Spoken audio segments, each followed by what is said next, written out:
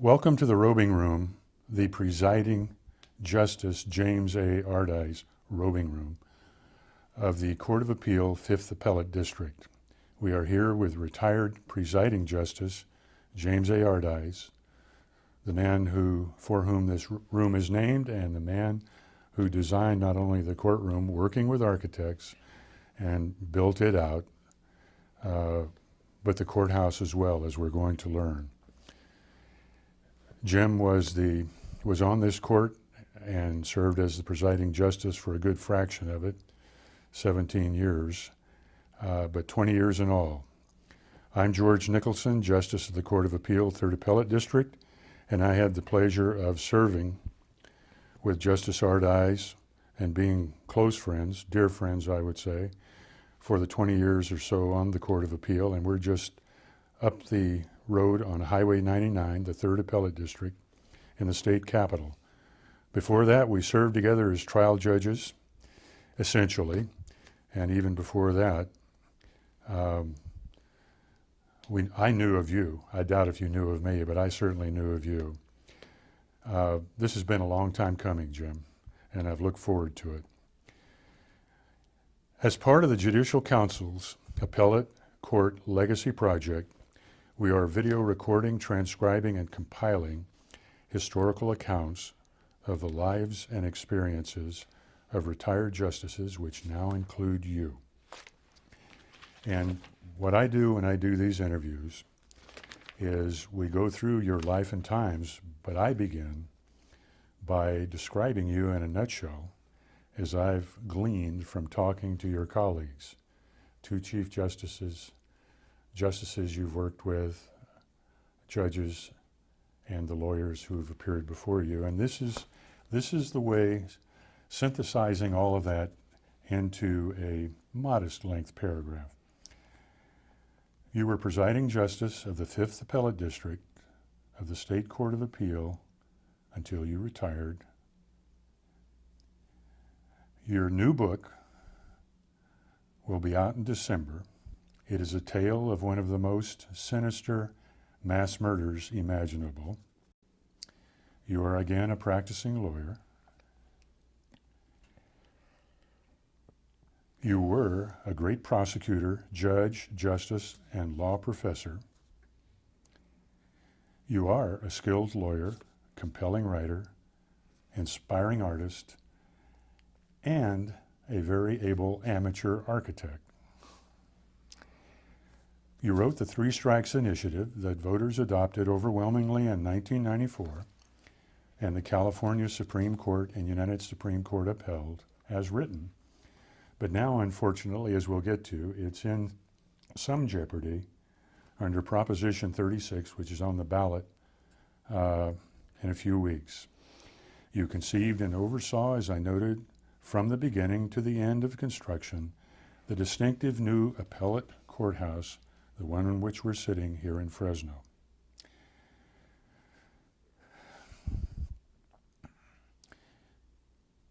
You read widely, you travel a great deal. You are a born leader. You're very smart, you're tough, you're demanding, very demanding at times, of excellence in those who appear before you. You're poised, well-spoken. In addition, your suits don't wrinkle and your shoes always shine. You are a throwback to the age of gentility in our culture and our profession. You are a modern day man for all seasons. That's the way I see you, Jim, and that's the way your colleagues see you. And I think that's probably the way anyone who knows you sees you.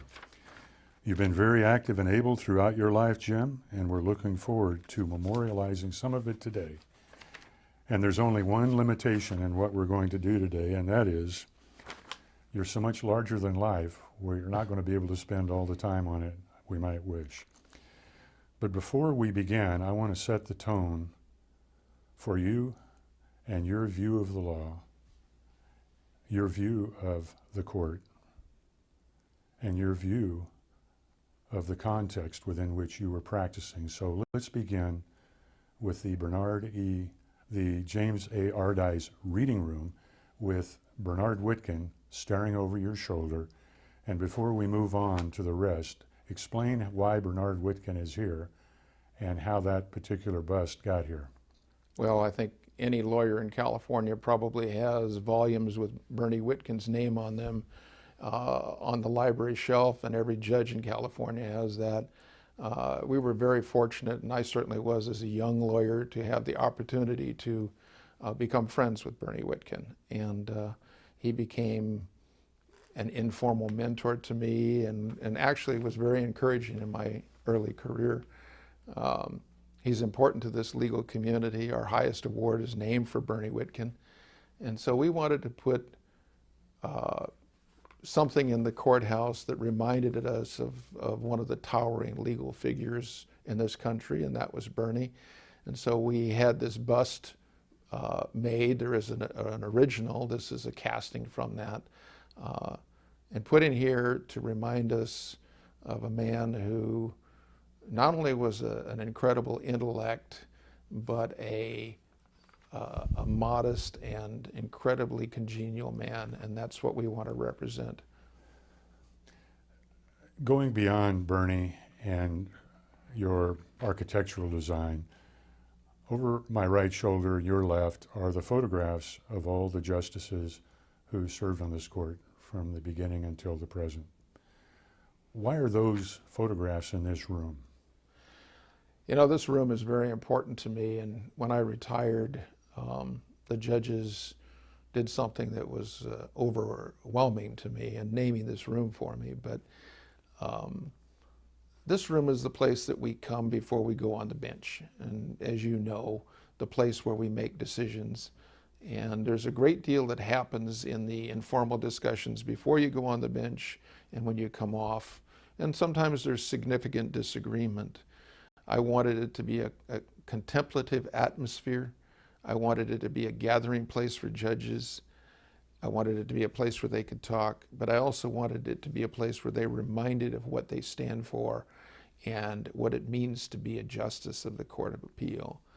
And having the photographs of the incredibly distinguished judges that have preceded each of us, seeing them as we walk onto the bench, their eyes following us, I thought was very important, symbolic, to remind us that these people had a tradition of excellence, a tradition of distinction, and they're looking at us and they expect us to do the same. And that was very important to me. So that's why we have the pictures here, and I think each of us is reminded of that. When judges first come onto the Court of Appeal, that's the thing that impresses them when they walk in and they realize who's looking at them. When you were designing the building and this robing room and the courtroom itself, we'll get into that in more detail later. Would you describe the entrance and its relation to the courtroom itself, and what it was you had in mind as you conceived of it and worked with the architects to design it, to portray whatever it was you wanted to portray to the public, and to reduce to a permanent edifice dedicated to law? It's very important to me that the process of justice be open to the public and that they have confidence in it. I don't believe that a system of justice can be successful unless it has trust and credibility.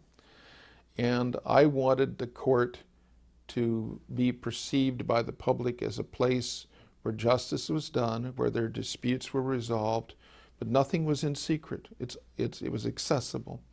So in thinking about that, I wanted to design a courthouse so that somebody standing out looking into the courthouse would be able to look through the glass of the front, through the glass doors of the courtroom, and see the center seat of the Court of Appeal, the highest court in Central California, and know that those doors were open to the public and this building was open to the public. We don't hide anything.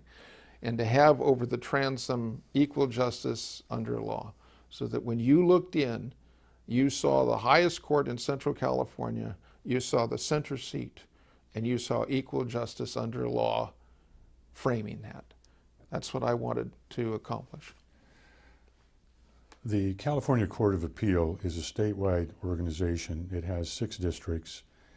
Some districts have divisions, you don't. Your court is the court into which 9 counties and their superior courts effectively are feeder courts. They are the place that those courts and the litigants in those courts look for their appeals. It's important for that openness you're describing to be to the institutional participants as well.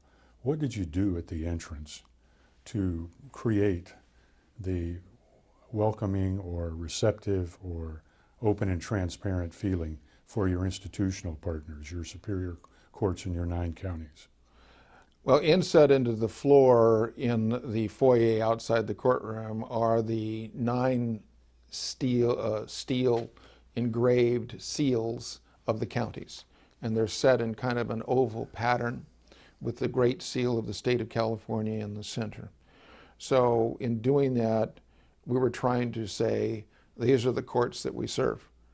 And in a larger sense, this is the district that we serve. So natural elements were used. And when you walked into the courtroom, I wanted the courtroom to reflect our community. And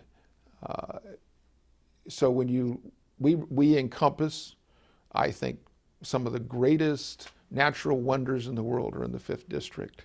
I mean, I would always hear judges say, well, we've got Disneyland, and I would say, and I've got Yosemite, and I've got Sequoia, and I've got Kings Canyon. I wanted a person to sit in the courtroom and have a sense of what it would be like to look out the windows of Yosemite, to look out the windows and see Kings Canyon. And I couldn't put a giant sequoia there. At least there may be a sequoia growing in there, but I'll never see it get to be the size that they are.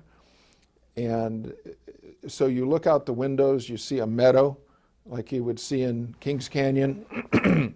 You see a granite waterfall on a much smaller scale than you would see in Yosemite.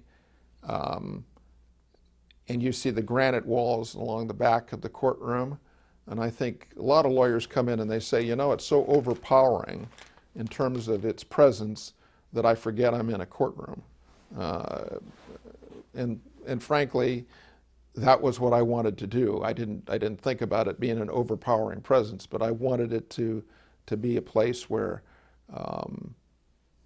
when people walked in, they knew they were in a courtroom, but they knew that they were in a special place. Well, we'll come back to this courtroom and this courthouse in a few minutes, but I have one last opening thought to frame what we talk about hereafter. How many members are there in this court now? There are 10 judges on this court.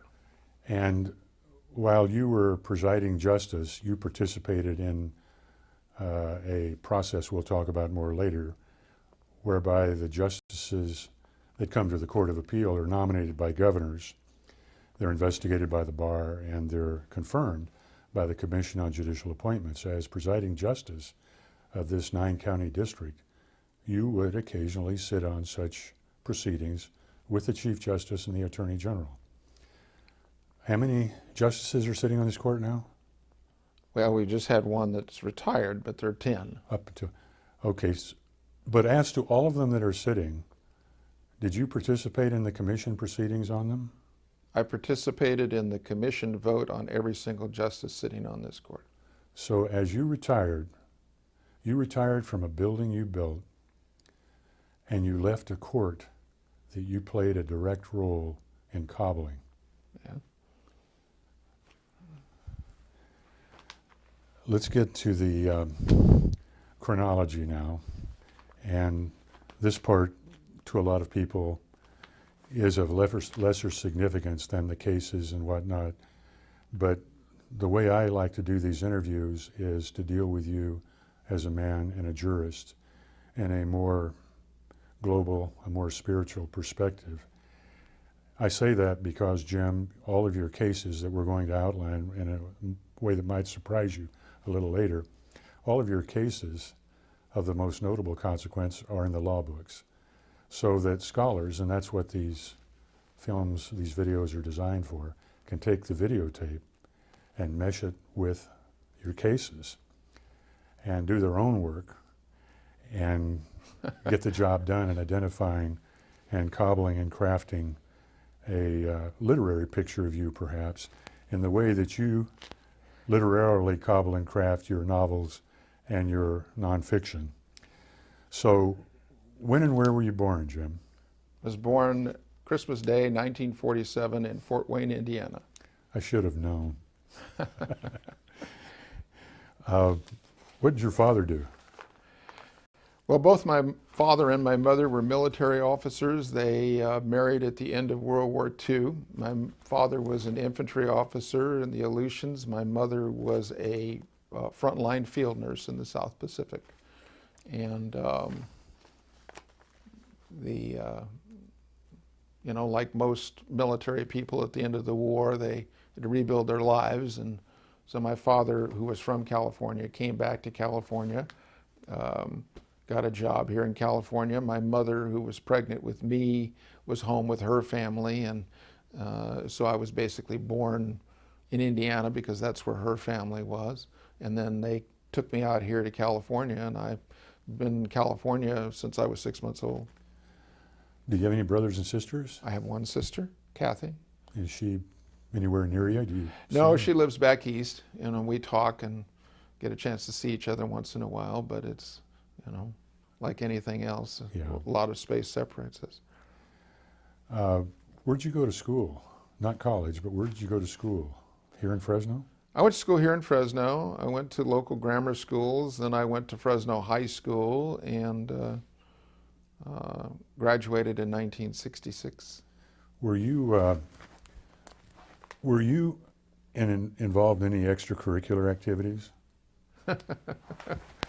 I shouldn't have asked that. No, I was going to say, other than monkey business, no, I was primarily fairly academic, and things were a little different then. I was not big enough. I didn't start to grow until I was a senior in high school. It always surprises people when they see me now. Of course, I've expanded a little bit, width-wise, but height-wise, I didn't really start to grow until between my junior and my senior year. So I was too small to play football, and I was definitely too small to play basketball. And that assumes that I had the skills to bring anything to those teams anyway. So no, I pretty much didn't get into things until I was in college.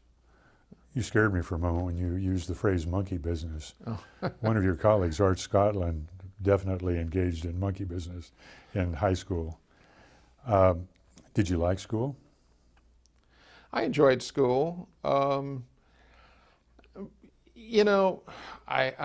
guess the easiest thing to say is I had to work most of the time. I was working when I was in high school, and then worked full-time when I was in college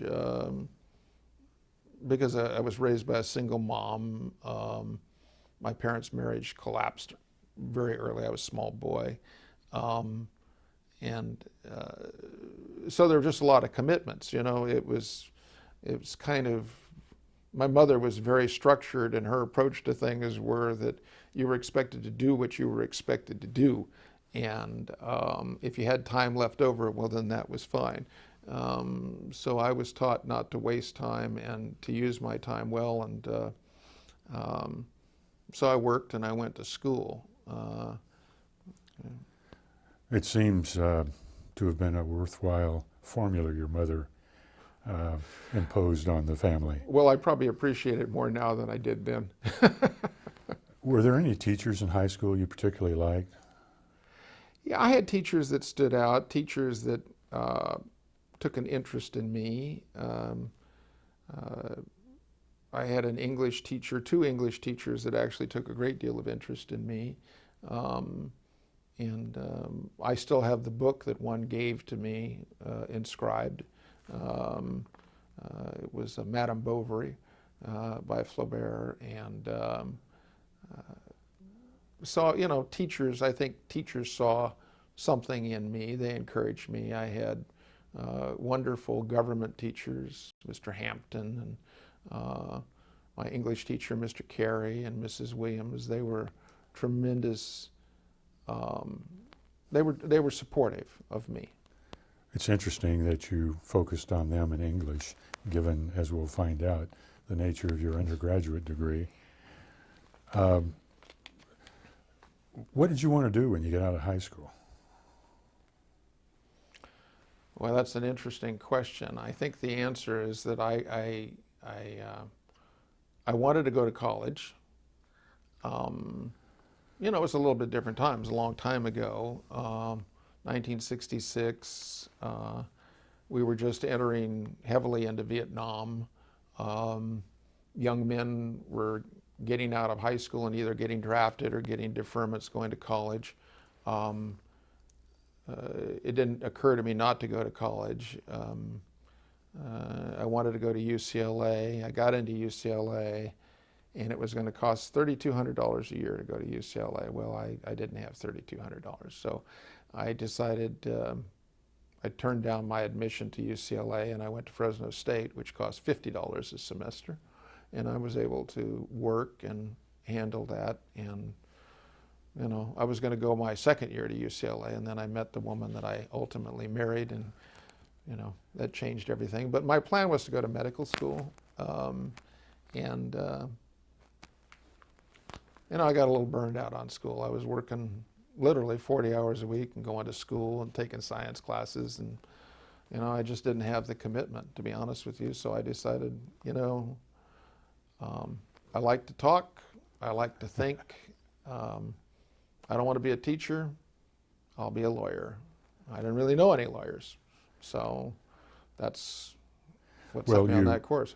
You wound up going to Cal State. Did you go right out of high school, or was there? I went out straight out of high school to Fresno State and worked as a janitor. That's interesting. One of my best friends was a janitor in the very courthouse in which he was ultimately sworn in as a judge. I hadn't met another janitor other than Joe Carson, who I served with for a very long time. I learned a lot of very useful skills as a janitor, probably to many people more useful than the skills I learned as a lawyer. Some people would say that about us. While you were at Cal State, Fresno State, as I guess it was called at the time, it was, as you indicated, $50 a semester. I went before you. I went in about the same time, but earlier. And I went in Hayward, and we were blessed with those kinds of costs. But the kids today getting out of law school and coming to the practice, how do you view that contrast? You know, I think it's a terrible thing that kids are saddled with the kind of debt that they have now. I'm blessed that I never had to confront that. I mean, when I graduated from law school, my wife and I didn't have any money, but we didn't owe anything. I made enough money. I could actually make enough money working during the summer to pay my tuition, and we got enough money for birthdays and Christmas to pay for the books. So we didn't have a lot, but we didn't owe anything. And you just can't do that now. And I think it's really a sad commentary that kids go to school and graduate with so much debt that it impacts and affects the decisions that they have to make. I mean, I'm not suggesting they shouldn't have to work. I'm just saying that it's unfortunate that they have to confront such huge debt. I have no concept of what I would do. Well, taking into account the working, both you and I work, both of us live pretty much the existence you described, but both survived it and had the opportunity to become prosecutors, really. And the kids that carry these kinds of debts, in many instances, can't even choose their own career path in the law. They've got to take one that gives them the money. Right. And coming from where we did, you and I and others of our generation, we couldn't have gone to college and law school in all likelihood in many instances, but for the fact of those low costs and working at the same time. Yeah, there's no question. I mean, the public school education was a salvation to me. Yeah. Went on to Hastings, University of California, and I would never have been able to afford or confront the costs of private schools. I mean, you could get scholarships, but still. Maybe you couldn't in a given case. So I'm very grateful for my public education. Well, real quickly, as to CSU Fresno, was there one or two particularly influential professors like the two English professors in high school? You know, no particular professor stands out. I had professors that would comment on my writing skills, and encourage me to pursue those skills. I didn't give it a lot of thought at the time. Looking back on it now, I realize that they saw something that was maybe a little different than how I perceived myself. I mean, for me, school was a process. I worked. I went to school in the morning until 12. Then I went to work at 12:30, and I got off at 9. I went and visited my girlfriend. I studied a little bit, and I got up in the morning and I did it all over again. So, it wasn't. I'm not saying I didn't have fun on the weekends, but it was not. It was a job. Yeah, the whole process. The whole process was a job. Yeah. Well, you indicated that during the course of that process, the college process, you decided against medical school and instead on law school. How did you settle on whatever the process to get into Hastings? And how did you handle that particular 3 years? You know, I've described my life to people. They always ask me if I planned everything out, and my answer is I wish I could say that I planned everything out, but I've been like one of those people that walks from pothole to pothole, falling in and striking oil. I picked Hastings. It was real simple. I don't think I've ever said this to anybody. My wife had a brother. He was the first real lawyer that I knew. I was planning to go to law school. Where did he go to law school? Well, he went to Hastings. Seemed like a good idea to me. Looked into it. Great school. So I went to Hastings. I didn't give a lot of thought to what would happen if I wasn't going to Hastings, because honestly it never occurred to me. I got into Hastings. I did have the place where I worked was a hospital, and one of the administrators at the hospital was a nun, Sister Beverly Ann. And Sister Beverly Ann would come and talk to me every night and take me under her wing when I was working, sweeping. And she was convinced that I needed to have a Jesuit law school education, and I wasn't applying to any Jesuit schools. Well, for one thing, I couldn't afford them. And so Sister Beverly Ann took it upon herself to call the dean of USF, and she got me admitted to University of San Francisco Law School on her own hook, convinced that I would eventually see the light and go to the Jesuit school. I disappointed her greatly, but that's what happened. What employment? Did you have employment while you were in law school? No, when I was in law school until my third year, I worked during the summers. Oh. And when I went to school, I was fortunate. My wife was a teacher, and she basically supported us. Well, she didn't basically support us. She supported me while I went to law school. Yeah. So. At Hastings, you were kind of in a bind, as I recall, in that they discouraged substantially, at least when I was there, they discouraged working, although they claimed they facilitated it by compressing the schedule if you needed to, but I never met anyone in the Hastings that encouraged me to work, and I. No, technically we weren't permitted to work. Yeah. And until you were a senior, and then you could clerk. Well, there's something that we talked about that differentiates the age of then and now. When you went to Hastings, do you remember roughly what the proportion of male-female existed? Yeah, it was the first class that emerged with a what I would call a significant number of women. It was about 20%. My class was about 20% women. And that was a sea change. It was substantial at that time. It wasn't so much for those of us that were in college, but for the professors, it was a major change. Hastings is notable, or at least it was in that era, for having the so-called 65 Club. What was the 65 Club, and were any of them particularly helpful to you? Well, the 65 Club was composed of individuals who had reached at that time mandatory retirement age and didn't want to quit. So we had these great legal minds, Prosser, Powell, Perkins, Kripke, Latin, just at that time probably major legal figures in terms of a law school education in the country.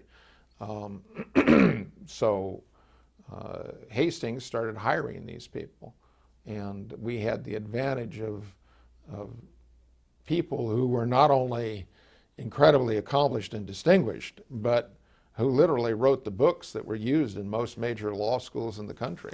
So, people would say, well, Prosser says in his book, and the answer you'd give would be, well, in his class, this is what Prosser says, or this is what Perkins says, or this is what Jerome Hall says.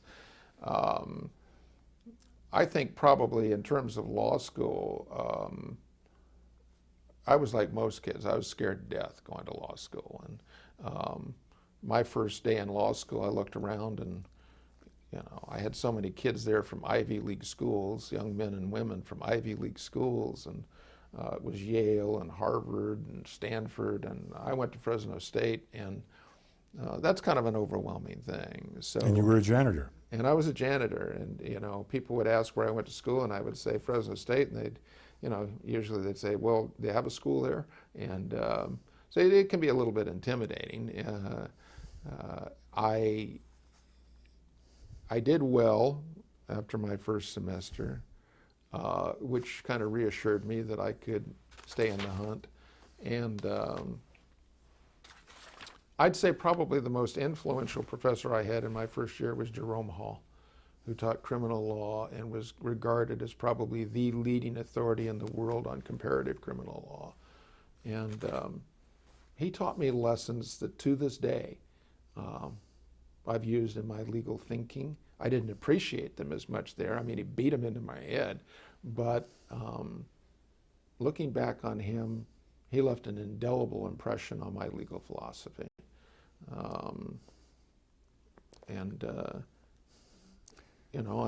I had a number of professors that I would say I appreciated them. I didn't appreciate them as much as they deserved to be appreciated.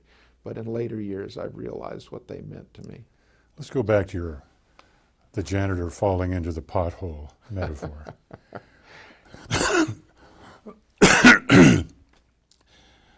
Hopefully you can erase that. You fell into a pothole in law school with Prosser, Hall, Perkins, Latin, all the rest you named. People that, even at that time, virtually no one in America except lawyers and judges and law professors knew of them. But all of the judges, lawyers, and law professors in the nation knew them as key figures in the law, unparalleled figures in many ways in the law. And here's Jim Ardaiz from Fresno State. Is there really a school in Fresno who was a janitor who fell into a pothole with all of those luminaries in varying degrees? And then later, after law school, speaking skipping a great deal. You fell into a pothole with Bernard Whitkin, who died at 90, probably 20 years or so ago, and for whom once a Lexis search was conducted, comparing him to Cardozo, Holmes, Warren, and everybody else. And Whitkin has been cited more than any judge in America. And so the oddity about your opening metaphor of falling into potholes and speaking of striking gold, most important gold you have and you've stricken is the genius of those that you've been blessed to associate with and learn from. I've been very fortunate, and one of the things I'm very proud of is the fact that I was a young lawyer, and back then in this community, when you're a young lawyer, you're always looking for some place that you're looking at the firms, you're looking at all those things. And every year Bernie would come to town and there would be a dinner. And not everybody was invited. It was only the senior partners and the judges, and only some of the judges. I mean, it was a very select group. And Bernie would come to that. And then each of the judges would take some young lawyer that they felt was somebody that needed to be introduced to the major players in the legal community. And Jim Page, who was a municipal court judge, picked me, and I went and was introduced to all the major partners, the senior judges, and later on I found out that after several years I went to this function that Bernie Whitkin told a lawyer who called me and told me, he said that he drove Bernie Whitkin home to his hotel and Bernie was talking about it, and he said, I want to tell you that he said of you that someday you're going to be on the Court of Appeal, someday you're going to be a judge. And so I appreciated that coming from Bernie, because Bernie knew more judges, made more judges, broken more judges than any man in the state of California. So coming from him, it meant something. Can we stop just for a minute? Sure. Let's wrap up where we are with the janitorial serviceman, the school that may or may not exist in Fresno, and potholes. I think you have been quoted as describing the contrast between janitors and lawyers. Do you recall what I'm talking about? I think you're saying that you're asking me about my comment that there's something to be said for a man that can clean a spot off a carpet that makes him more valuable than a man that can write a will. And that many people would say that the skills of a janitor are far more valuable than the skills of a lawyer. I learned a lot being a janitor. I learned a lot about how people view individuals that are in what some people would think of as a very humble profession, humble job. I learned a lot about how people treat other people, and I learned a lot about taking pride in what I did, even though what I did was pretty much just menial or manual labor.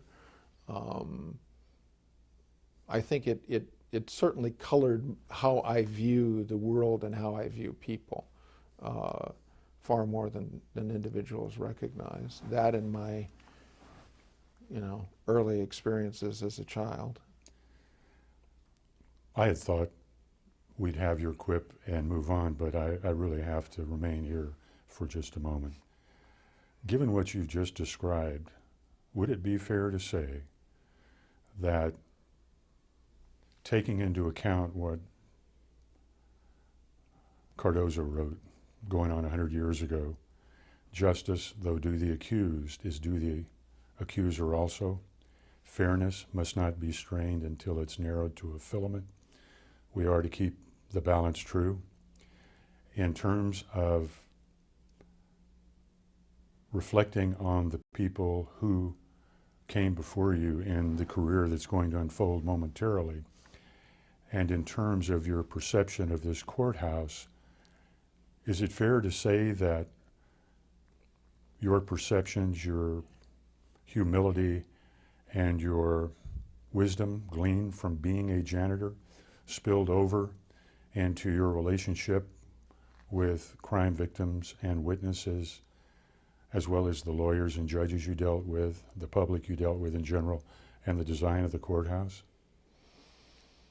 I think it's fair to say that, like most people, my experiences in life affect my philosophy and my reaction to people. I'm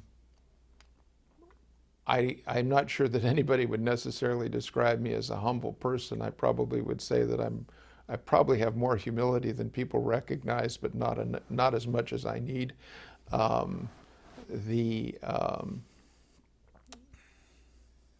would say that what's affected my perception of the law and my role as a judge and the expectations of the community comes from the sense of responsibility that my mother gave me, number one.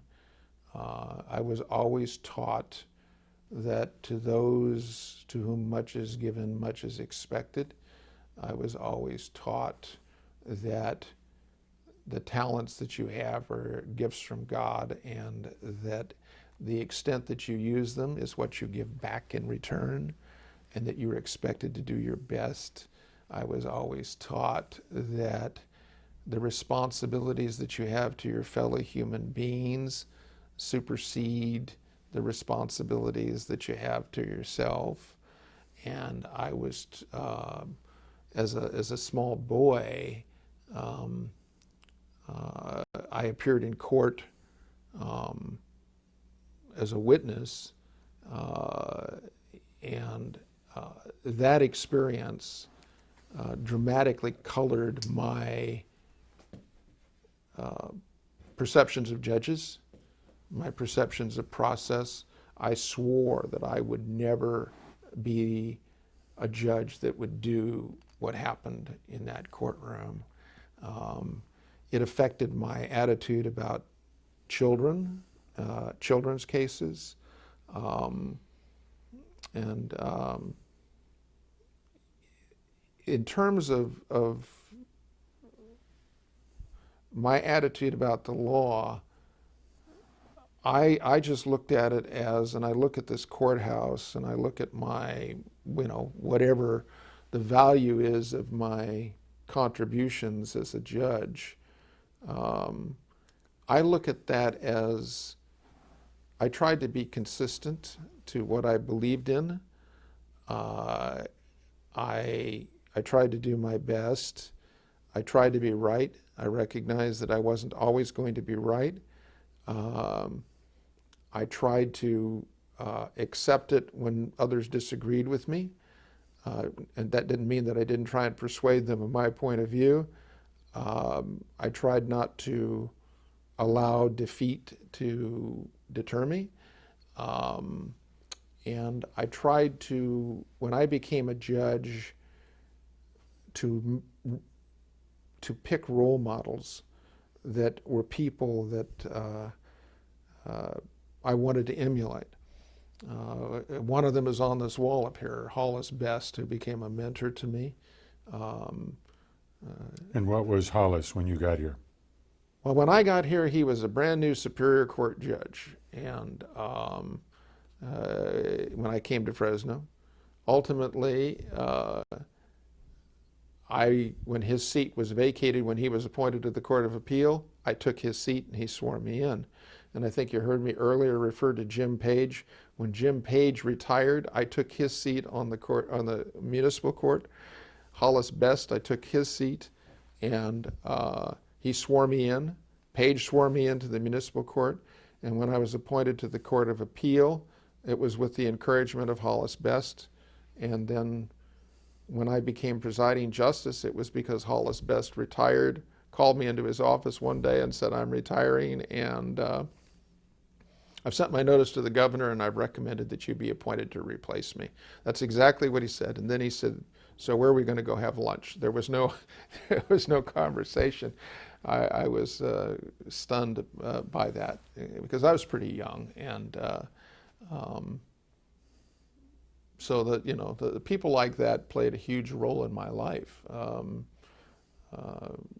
Pauline Hanson, who was on the Court of Appeal and whose seat I took when she retired for health reasons, they were tremendous influences on my life. They helped shape me as a judge. Was she the first woman on this court? She was the first woman on this court. She was the first woman Superior Court on the Superior Court in the county of Fresno and in the Valley. She was an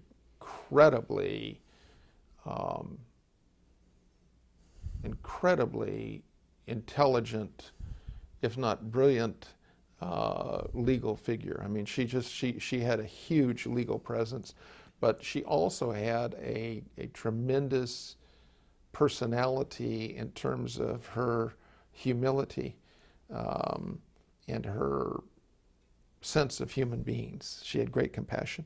And I was very fortunate that when this court was built, I was able to encourage the naming of rooms in the court for judges that had been such distinguished figures on the court.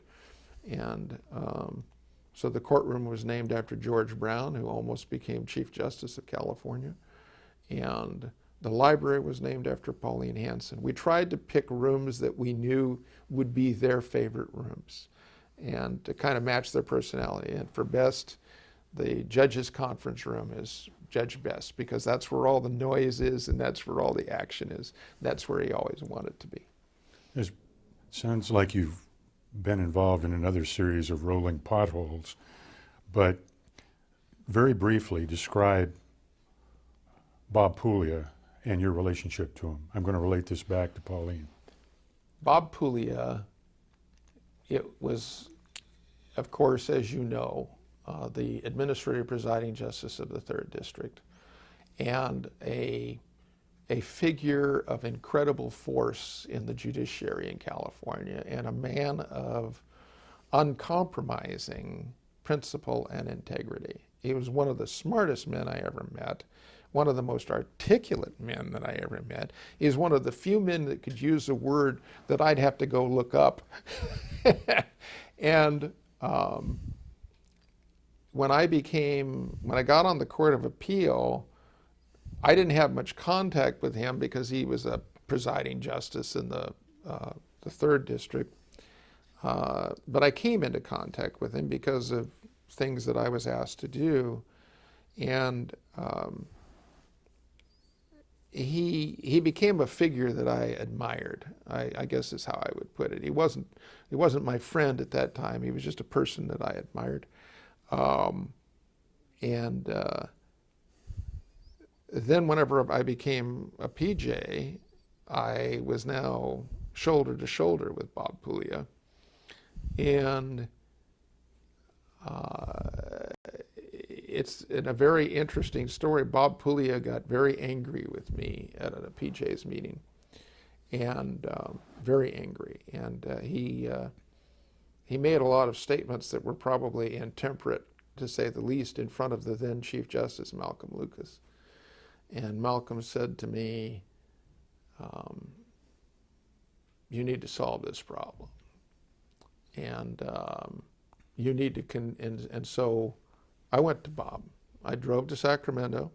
I walked into his office. I sat down and I said,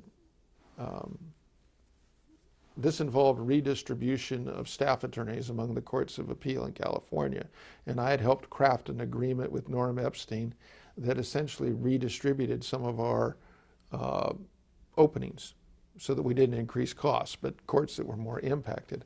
And I had advocated trading one of the open slots on the 3rd District, as well as one of the open slots on the 5th District, to the 2nd District, and Bob was very angry about it. And I sat down with him and I said, you know, Bob, two things I have to say to you. One is you're the senior administrative presiding justice in the Court of Appeal in California. And I have great admiration for you. I need your leadership on this. I need you to step up to the plate here. I can't do this without somebody like you. It will get done, but I need you with me because I want you with me. That's number one. And I said, and he said, all right, what's the second thing? I said, the second thing is that you spoke to me inappropriately, and you need to know something about me. I said, and that is that where I grew up, if you talk to a man like that, you get punched in the nose. And you need to understand that as far as I'm concerned, I don't expect you to talk to me like that, because if you do, I'll react exactly the way you would expect me to react, which is the same way that you would react if I talked to you like that. I said, I admire you, and I need you on this. You know what? Bob Pooley and I went to lunch after that, and we became fast friends, and he became a mentor in my life and a good friend till the day he died, and I miss him still. Bob Pooley,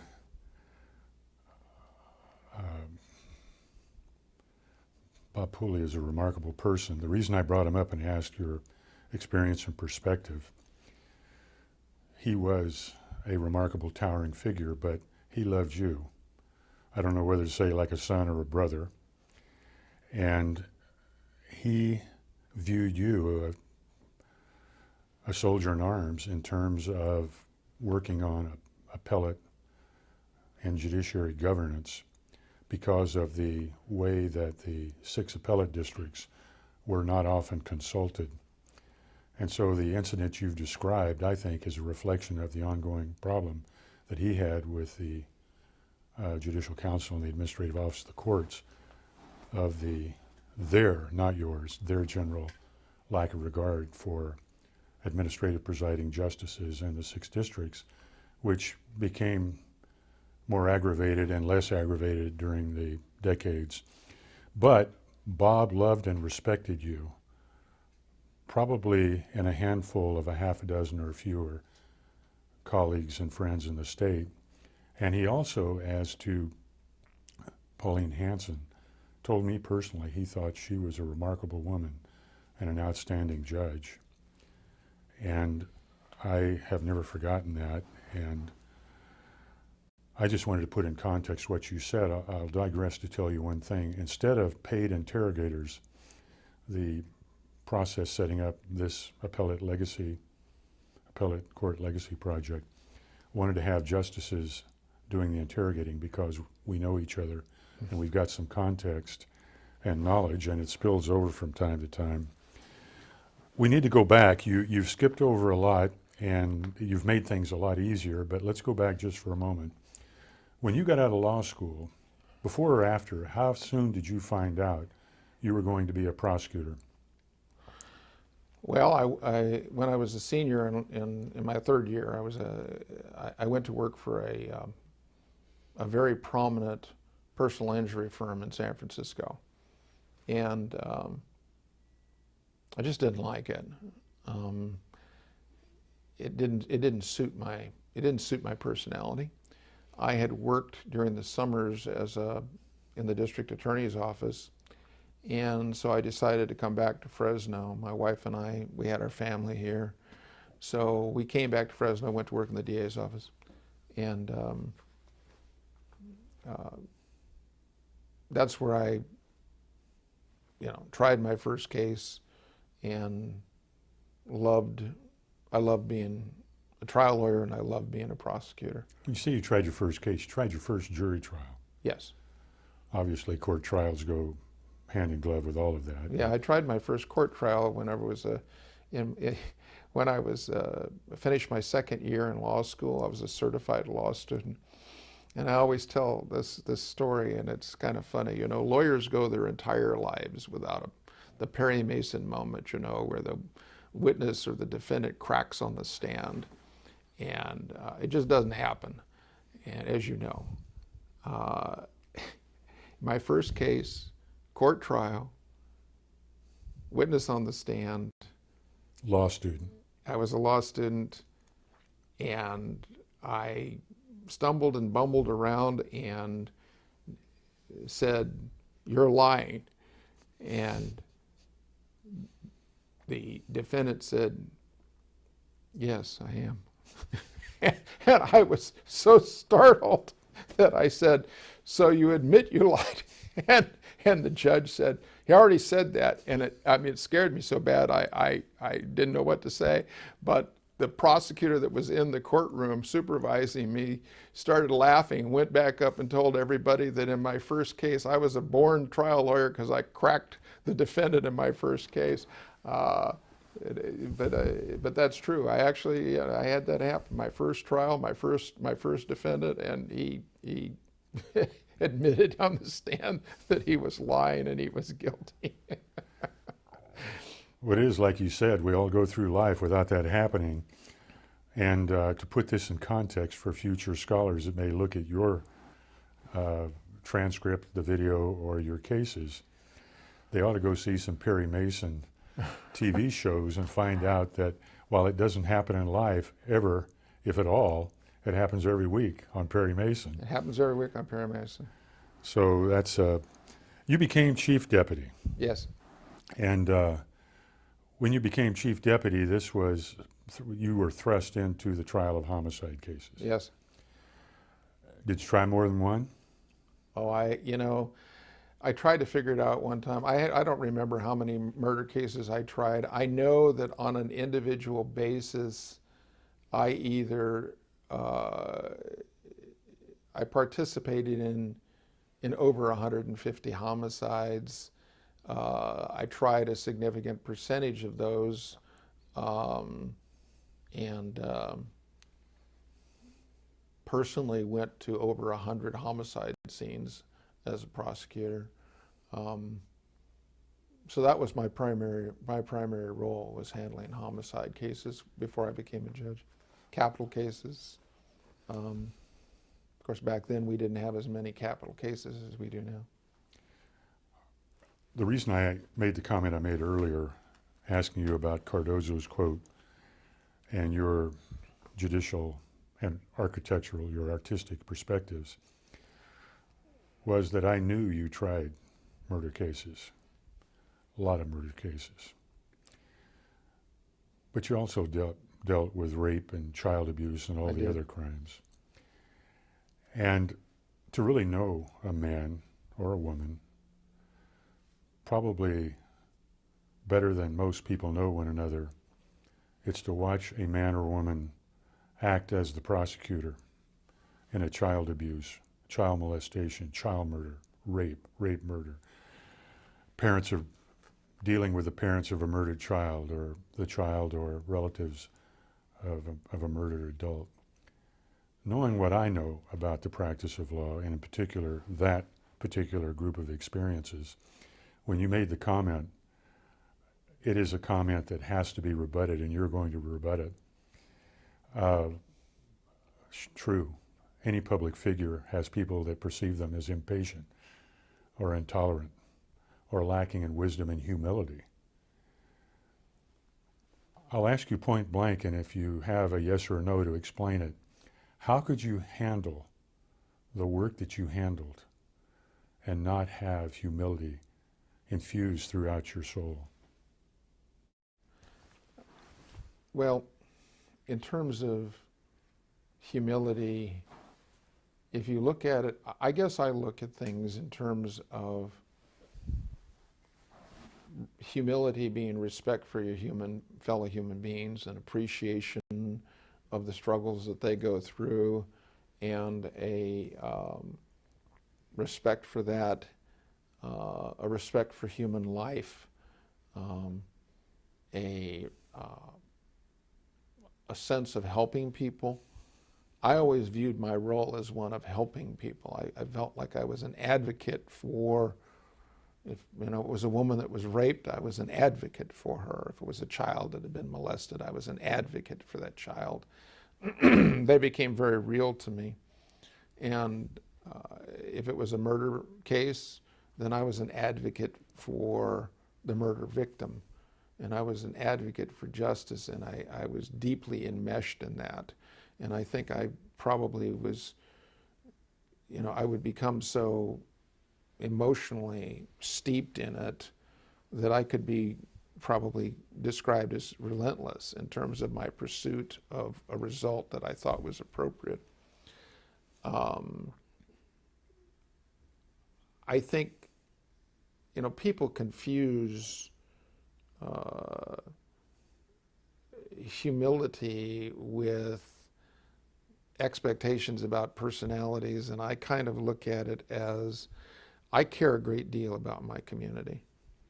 And I think if you look at my career, I hope that if anything is said about me, it is that what I did reflects that I cared about my community. I tried very hard to use my skills to benefit my community. And that includes whether it was things like 3 strikes, whether it was the time that I put in as a prosecutor, whether it was educating judges. I felt that all of those things, I did those things because I cared. I can't speak for, how I'm perceived by people. I can only say that I care a lot about people, and I care a lot about my community, and I care about the world I live in. And I want it to be a good world. And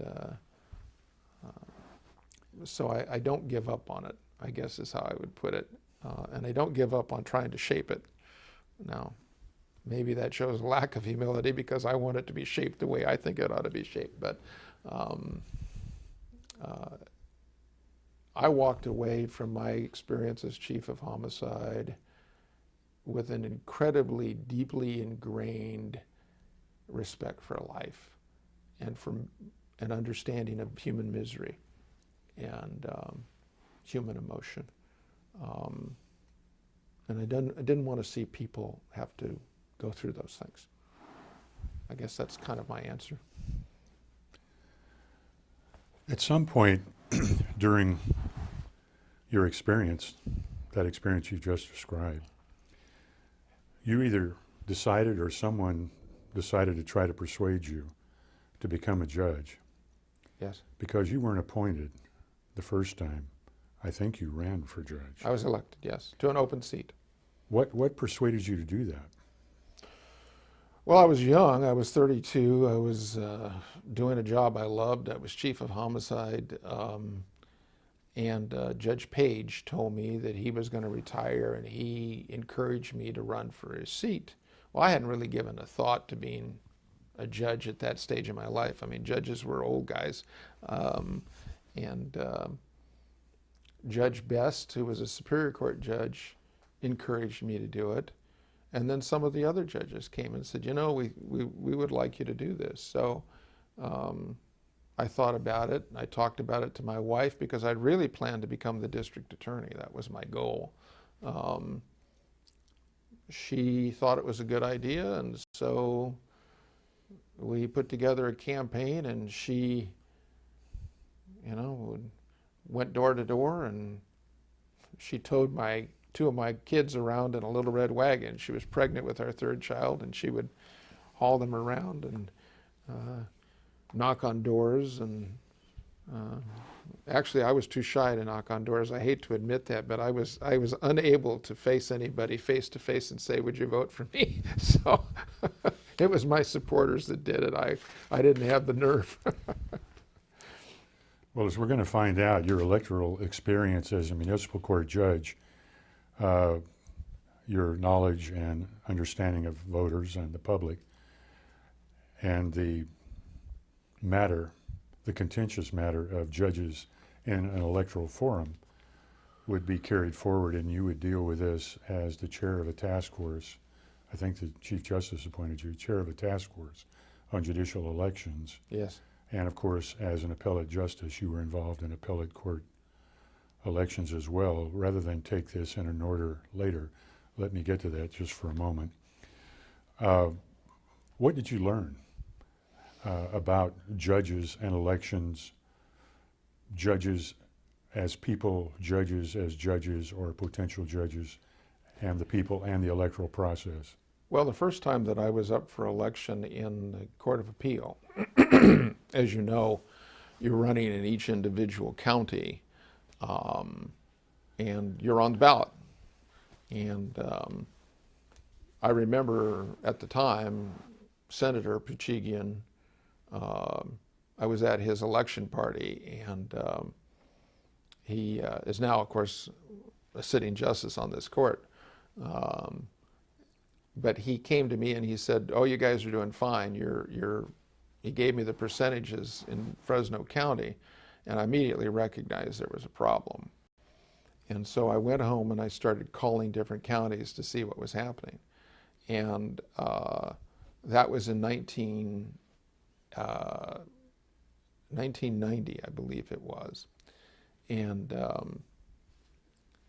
I was losing in Kern County. I was losing in Tulare County. I was losing in Madera County. And I hadn't done any campaigning. I hadn't done anything. Everybody said, you don't need to, it's not a problem. And as you recall, when a lot of justices woke up the next day, some of them barely survived. One justice on your court, I went to bed positive he lost. I went to bed thinking I was going to lose. And so I thought, okay, I better look into this. This doesn't make any sense to me. What did I do? And as I looked into it, I realized that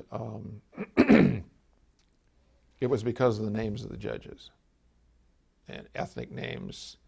Of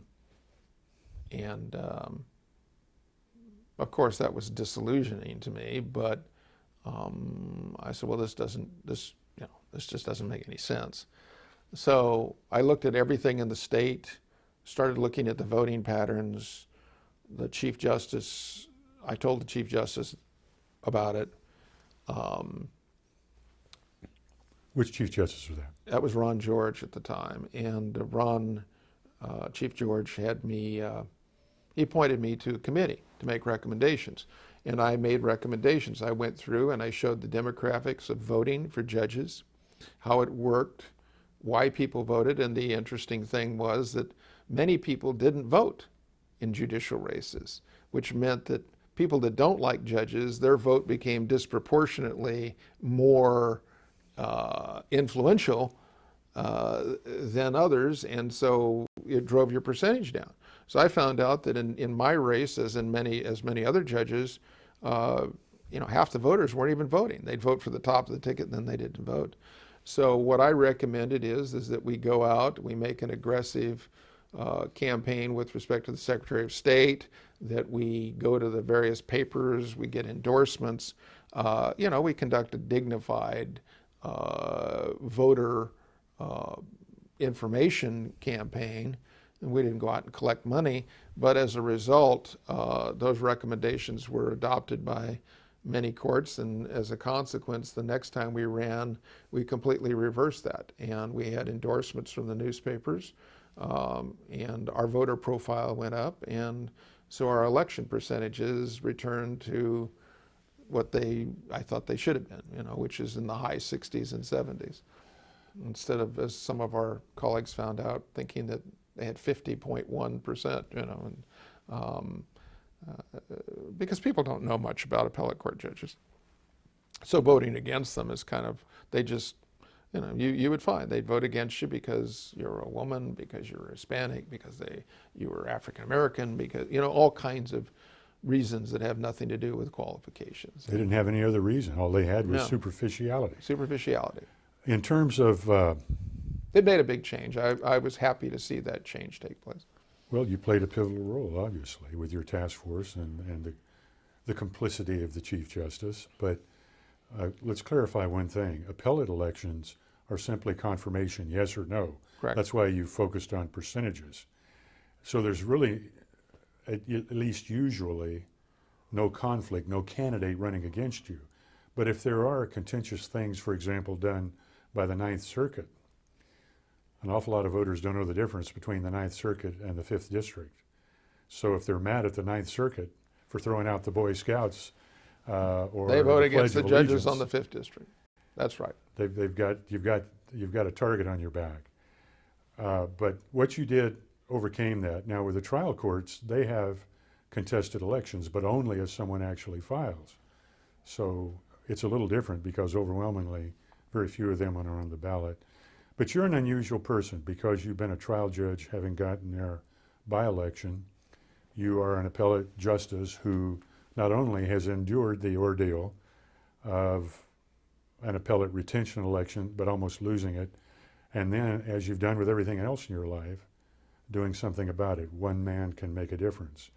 So I will submit a parallel track in your life that not only have you gone in and out of potholes, in each of which, more or less, has been a gold mine, you've been a man who has proven that one person, one man, one woman can make a difference. But what I would like to get at in a capsule, and then we'll move on, is there's an awful lot of perspective among judges. I don't think I ought to be on the ballot. I mean, after all, I'm independent and I can't honor my conscience and be responsible to the electorate. What's your reaction to that kind of thinking? Well, when people say that kind of thing to me, my answer is this.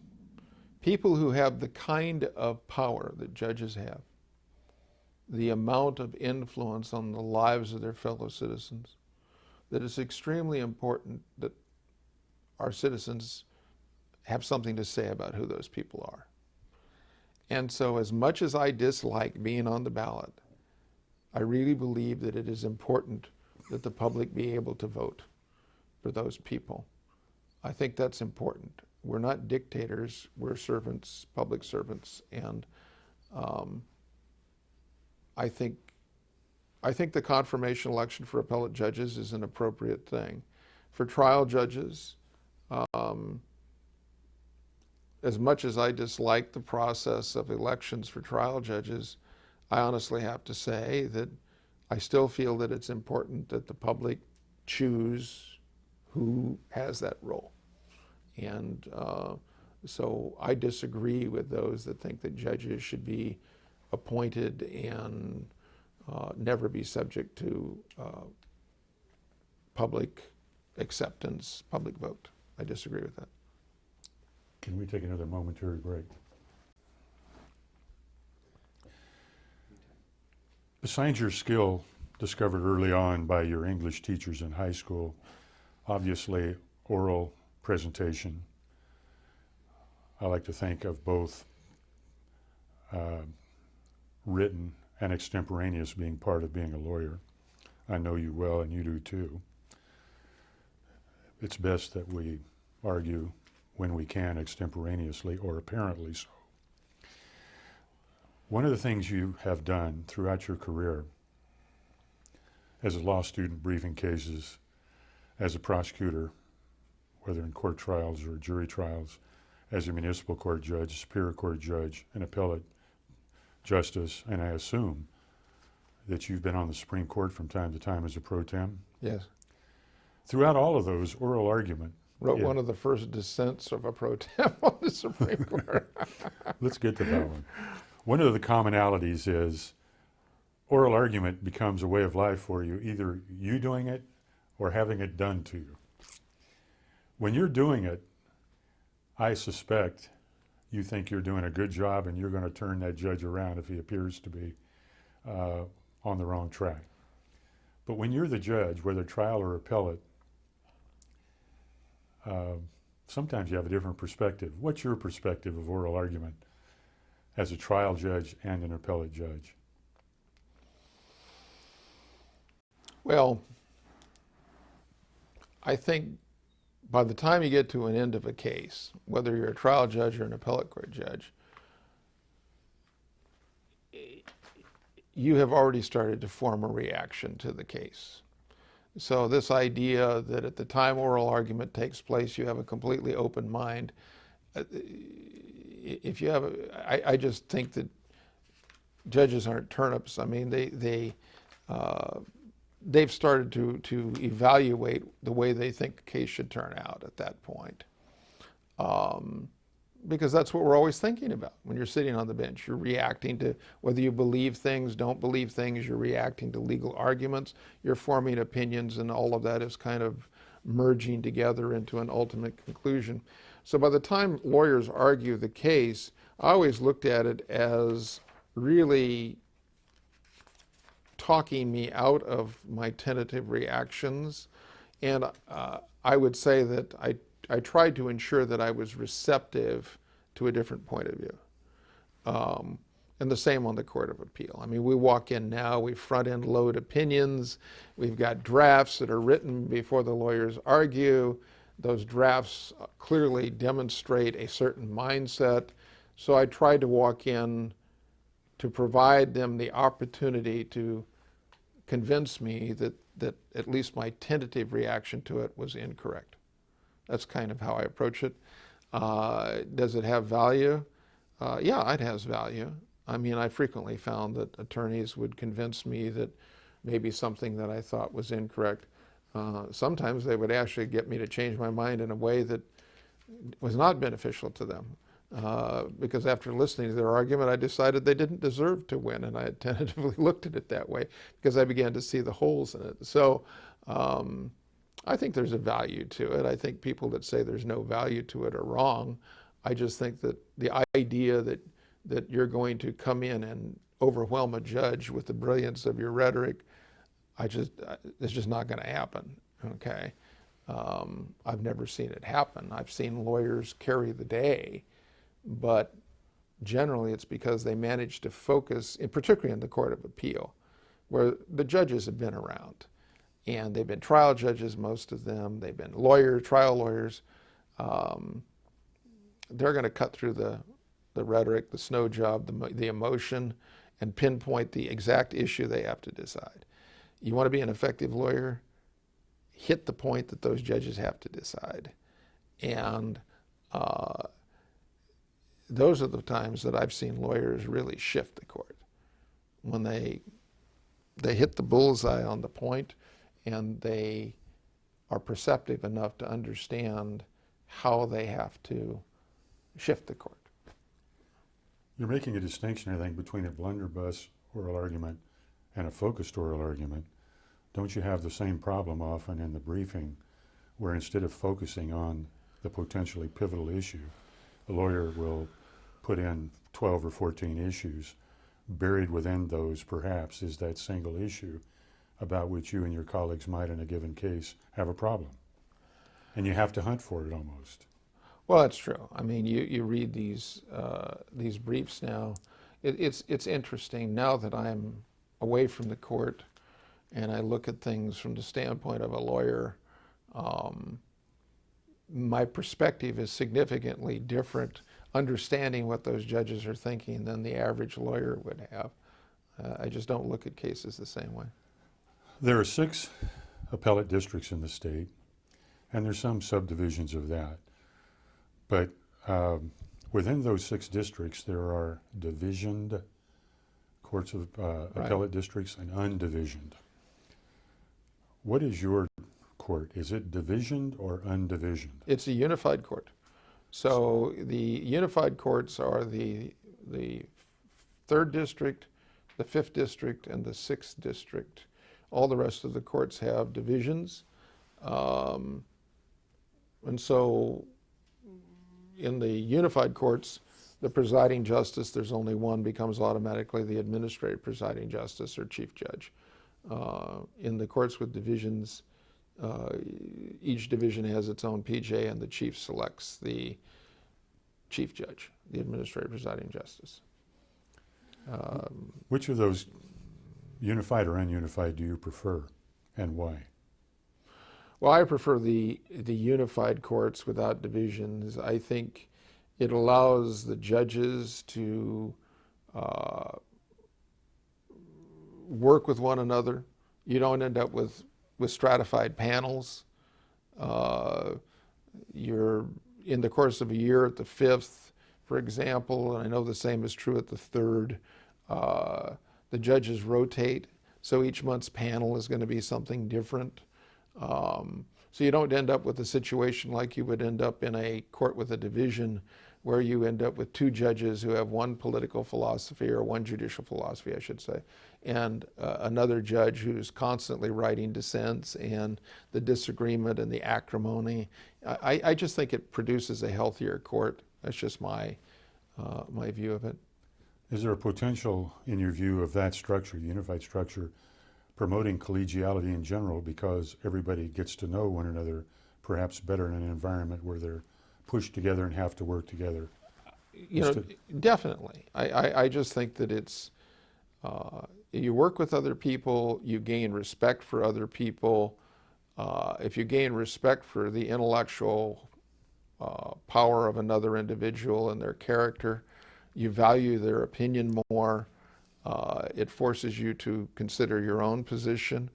There is a certain amount of humility that one has to have to be an effective and appellate court judge, which is to realize that, there are other people in the room and they're just as smart as you, and probably a lot smarter. And you need to think about what they're saying. So you come from an atmosphere of being a trial judge, which is what part of what I said do you not understand, to becoming an appellate court judge, which is more, okay, how do I have to influence the points of view here to reach an objective? So it's necessarily collegial, necessarily embracing, and I think unified courts promote that. When you began your work here, contrasted to the, and I don't mean politically active, I'm talking about an energetic and active life. There's a difference between the life of a prosecutor and a trial judge, or the life of a civil lawyer who's a litigator, trial litigator, and an appellate justice or a Supreme Court justice. Some accuse appellate and Supreme Court justices of living in an ivory tower. You were always active, energetic, enthusiastic, outreaching, entertaining, funny, gracious. But when you get into this environment, this inner sanctum, so to speak, of the law, what was it like for you as the transition to what some call the ivory tower, the inner sanctum, away from the hustle bustle of the trial court, whether on the bench or off? Well, okay, first of all, I went from handling capital murder cases to becoming a municipal court judge and listening to disputes about 1 weekend versus 2 weekends in jail, which was a very difficult adjustment for me. I went from the municipal court, where I drifted into administration, becoming a presiding judge. But I was fairly close to the human element, and you have to remember, most judges at that time were considerably older than I was. So in terms of my colleagues, the role was not exactly one of peer as much as it was young man and older man. When I went on the Superior Court, I was still pretty young. I was, I think, 35 at that time. At that time, that was very young. I started moving into handling cases because I was used to handling complex cases. So I started doing complex criminal trials and civil trials. And as a transition, however, when I went to the Court of Appeal, there's a dramatic transition that takes place between being a lawyer and being a judge. And there's just a natural distance that begins to evolve between you and the bar. And then when I went from being a trial judge to being an appellate judge, the change was just as dramatic as it was from becoming a lawyer and to a judge. It was a huge change. Everybody was considerably older than I was. They had incredibly long careers behind them, which I didn't have. Most of them were in our legal community, kind of towering legal figures, revered individuals. And, you know, I was like the young family that moved in down the block, you know. So it was a difficult transition for me to come to the Court of Appeal. But I had been a PJ in the trial courts, and at that time, presiding Justice Franson was the PJ of this court. And he was PJ for a year before Hollis Best became the PJ. And Best was not a guy that liked to do a lot of administration. It just wasn't his thing. He was a nuts and bolts guy. He liked being in court. He liked handling cases. So he handed to me a lot of the administration of the court because I was an administration person. So, you know, I ended up doing budgets, and I ended up doing policy, and I started seeing things. And so I would come in and I would say, you know what's wrong here is the way we do this. And he would say, well, you know, go fix it. And he would encourage me. And then I would come back and he would say, I'd have my proposal. He'd say, well, you know, you got this, this, and this. Okay. You know, and then I'd come back and adjust it. But he was very receptive to that.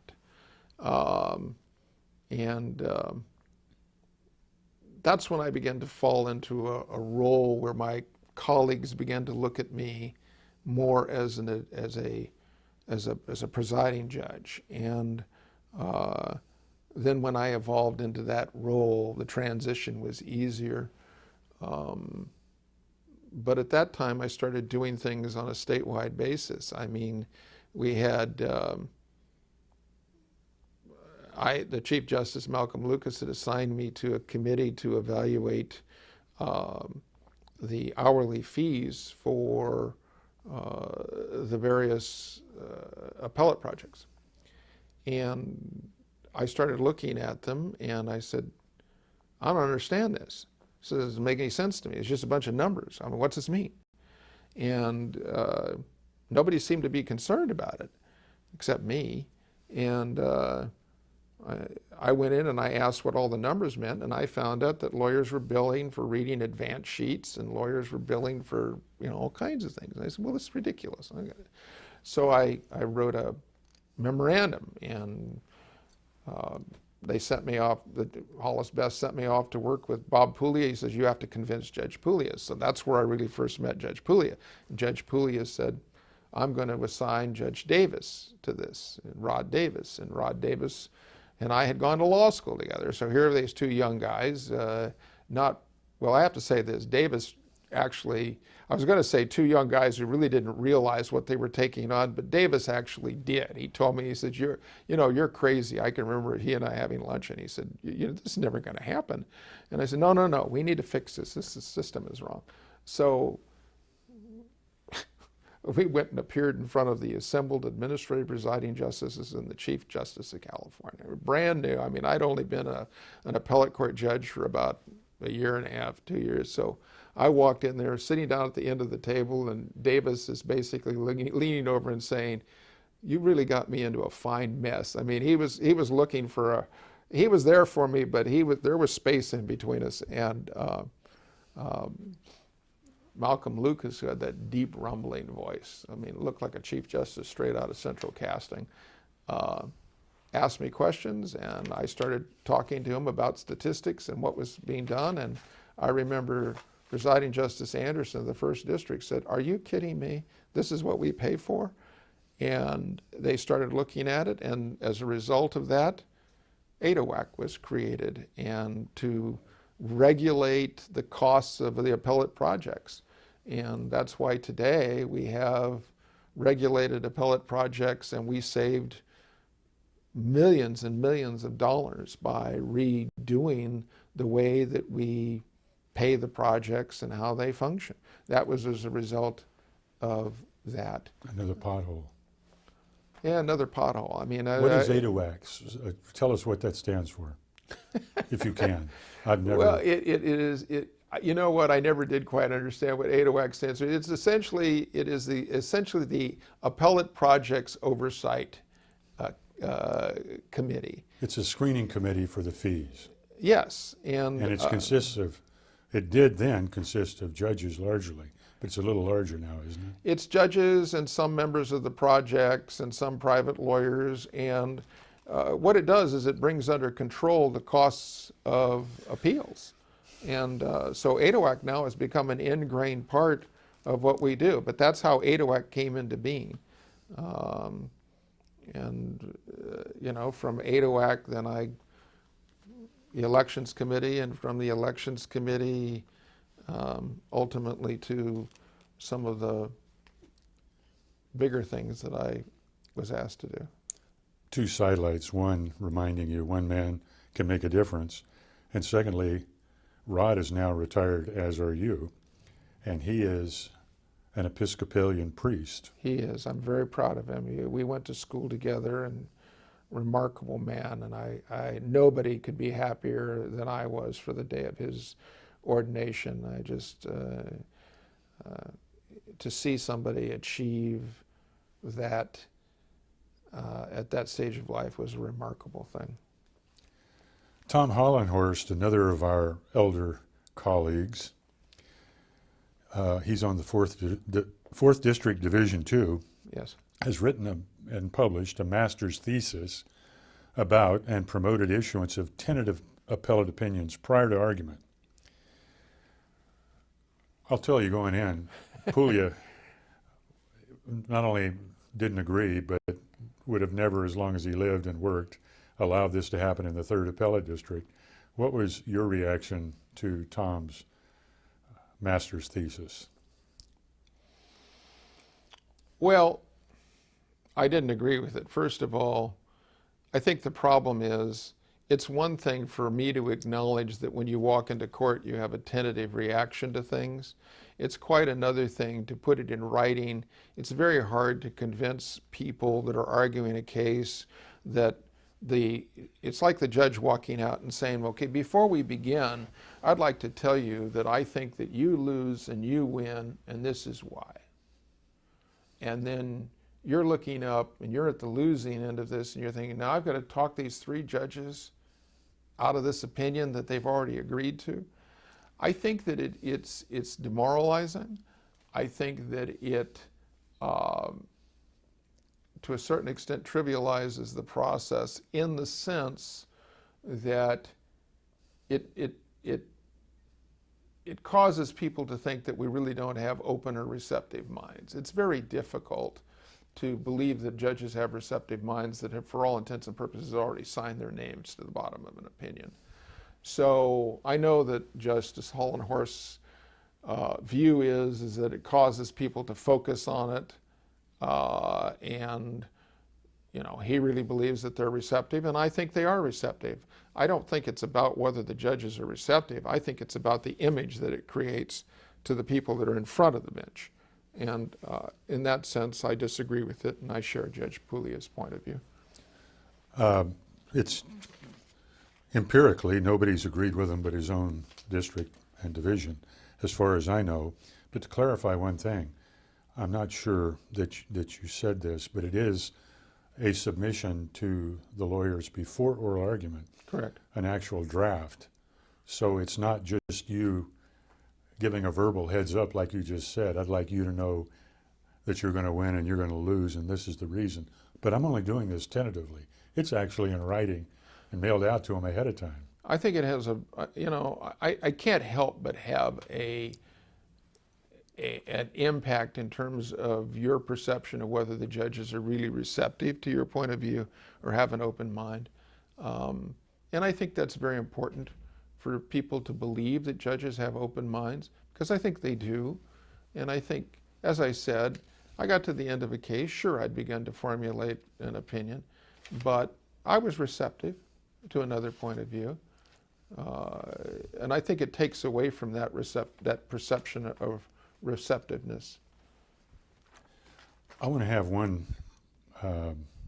actually two procedural inner workings of the 5th District, if we could, in a way that you can talk about.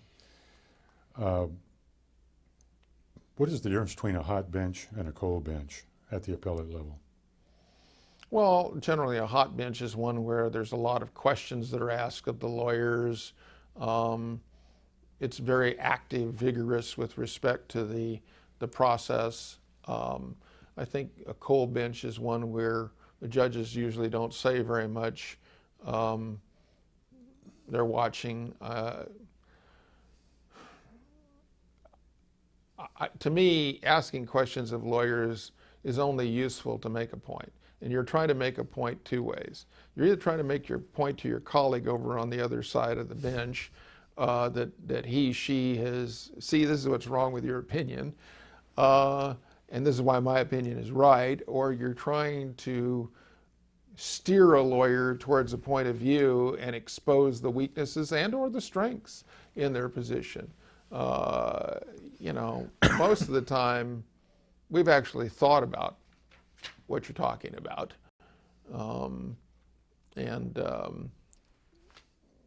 So in asking about it, I mean, there's times when you want to refine it to determine whether or not it actually plays, or writes, as you and I would say. But you know, I think it just depends on the individuals. I mean, you know, the Supreme Court judges get up there, some of them talk the whole time in the United States Supreme Court, and some of them, one of them never says a word. He's not, I think Justice Thomas is not recorded to have ever asked a question. I think if he did, the lawyers would faint. I think it's very disruptive of lawyers. I like to give them the opportunity to make their point, okay? And not just hear me talk. So that's... Well, would you, from the way you've talked so far, I would suspect that the Fifth is neither hot nor cold. You're more akin to the U.S. Supreme Court, and some of your colleagues will ask more or less questions. I think I think honestly, I think all of the judges here at the Fifth District are pretty measured in their approach. Generally speaking, they're very respectful. They all recognize the amount of power and intimidation their position has. While they may ask an incisive question that may, you know, cut a lawyer's argument in two, I think they recognize what they're doing, and there's no evidence, no effort to bully or intimidate or overwhelm lawyers. I can only speak for the court, my court, Fifth District, but that's my perception, that all of my colleagues are pretty respectful and don't. If they ask a lot of questions, it's because they have a lot of questions. They have a need. Yeah. And the last question on that is, I know your court, so I'm not asking you a loaded question. Your colleagues and you, speaking of the humility and the love you have for the law, and your colleagues do, the preparation that you bring to oral argument is such, whether there are a lot of questions or not, the lawyers know now that you're prepared. You know the case. And it's kind of arrogant to say it, but lawyers in our court have said, and I'm sure they've said it in yours, you obviously know more about this case than I do. And that's a fair observation in many cases, if not all of them. I think you see the case a lot differently than a lawyer does. That's been my experience certainly now on the outside looking in.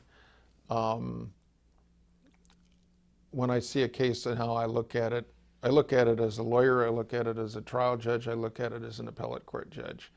So I see a case kind of globally.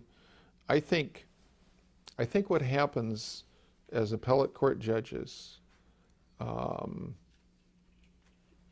it was something that I always admired out of Hollis Best.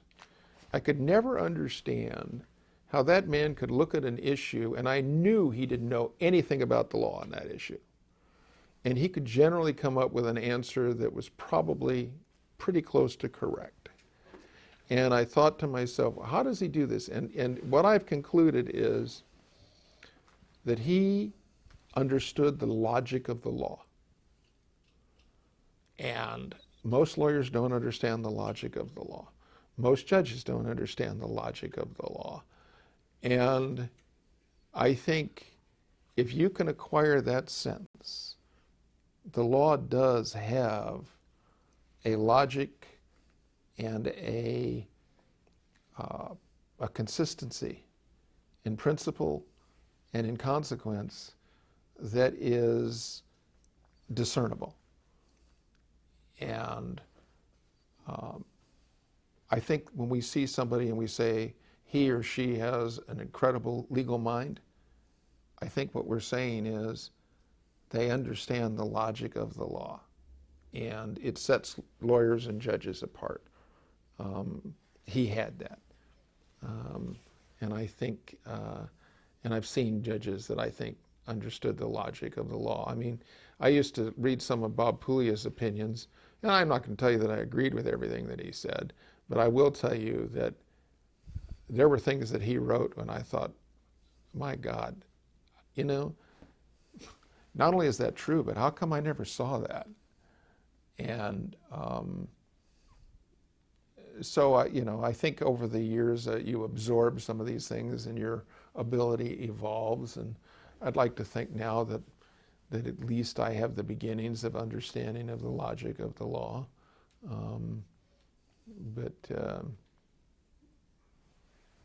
That's kind of how I look at it. Your relationship with Puglia was significant, long, intimate, and he would be another one of those potholes, much like Whitkin or your law professors in law school or your English teachers and so on. I can say that with confidence because I knew him for 40 years. And from his days in combat in Korea as a sergeant in foxholes till the day he died, he had a grace and a humility about him that you have. And one of the notable things about Puglia that we're all going to have to face, and I think knowing you as I do, you're going to face it the same as him. When it comes time for the end, I was with Bob and I was expressing outrage and grief and all of that, and he said, Nick, I've led a good life, I've done my best, and it's my time. Your time's going to come too, Nick. And I'm leading up to something by saying that. I personally think it's one of the unfortunate things in the law that when it comes time to consider people for the U.S. Supreme Court, the likes of Bob Puglia and Jim Ardaiz and other people that have learned the logic of the law from the ground up and truly come from what some would say, and I include myself with you, so I'm not throwing rocks at you, who come from the other side of the tracks, really have a place on that high court. And there is a logic of appointment and elevation of that court that's antithetical, I think, in many instances to the logic of the law you're talking about. Well, I made a comment to Bob Puglia one time, and he was talking and he was complaining, as he frequently did, about opinions from the California Supreme Court. And I said, Bob, you would have been on the California Supreme Court if you'd ever been able to keep your mouth shut. And the problem with Bob was he left no opinion unshared, and his opinions could be overwhelming and intimidating because there was tremendous logic to it, and he could say things with such incisiveness that it could intimidate. And I think one of the advantages that you have, we always talk about people that are appointed to the U.S. Supreme Court, and it always seems that they say things like, well, no, I have no fixed opinion about that. And you think, really? You're telling me that you've never thought about these issues, you've never thought about abortion, you've never thought about the death penalty, you have a completely open mind? I'm supposed to believe that? Well, most of the time you didn't have a track record to look at to know what they really believed. And with Bob, you always had a track record. So. Well, there's one additional factor about Bob, and I don't know how you'll react about this with you, but I've always felt this about you. excuse me.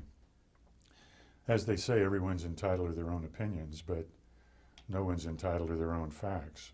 And when it comes to the law, and you're actually citing book and page, a statute, a regulation, a paragraph from an opinion, the problem we all had in dealing with Puglia in argument and in discussions of the cases upon which we worked with him, he had a photographic memory, and not all of us do. And so when you said he could be intimidating, one of the reasons he was intimidating, and I've noticed this about you, whether you'll admit it or not, is both of you are smarter than the rest of us and remember things the rest of us forget. So I don't know if you have a photographic memory, but if you don't, you've presented a reasonable facsimile of one to me and your colleagues and other friends. Well, I don't know about that, but I'm sorry, I'm going to stop you. Stand by and anytime. You mentioned earlier that you have served at least once, my guess is from time to time, as anyone who serves 20 years on the Court of Appeal does. It's done by alphabet, as you know, and it's otherwise random besides the alphabet. You've sat more than once on the Supreme Court as a pro tem. yes. When you have sat, was there anything particularly different about sitting with 7 people, sitting in the highest court, than sitting on a Court of Appeal with quote unquote a mere 3, and which is described by many as an intermediate appellate court? Not really, just more judges. The process was a little different. And of course, who you were sitting with. I mean, I was sitting across from Stanley Moss, whose opinions I had studied when I was in law school. So, but other than that, no, it was just more judges. I think the process is much more detached than it is in the Court of Appeal. I think the judges in the Court of Appeal are much closer to the record, much closer to the issues. I think the higher you get, and I don't think our court is any different than our high court is any different than any other high court. I think as cases go up, the issues become more esoteric and less personal. I think that. So, was there anything about your experience in the Supreme Court that in one or more of the cases led you to distinguish yourself in some way? well, I think you're probably referring to my writing a lengthy dissent in a case called Caltrans versus Professional Engineers. And it's kind of unusual because at the time I wrote that dissent,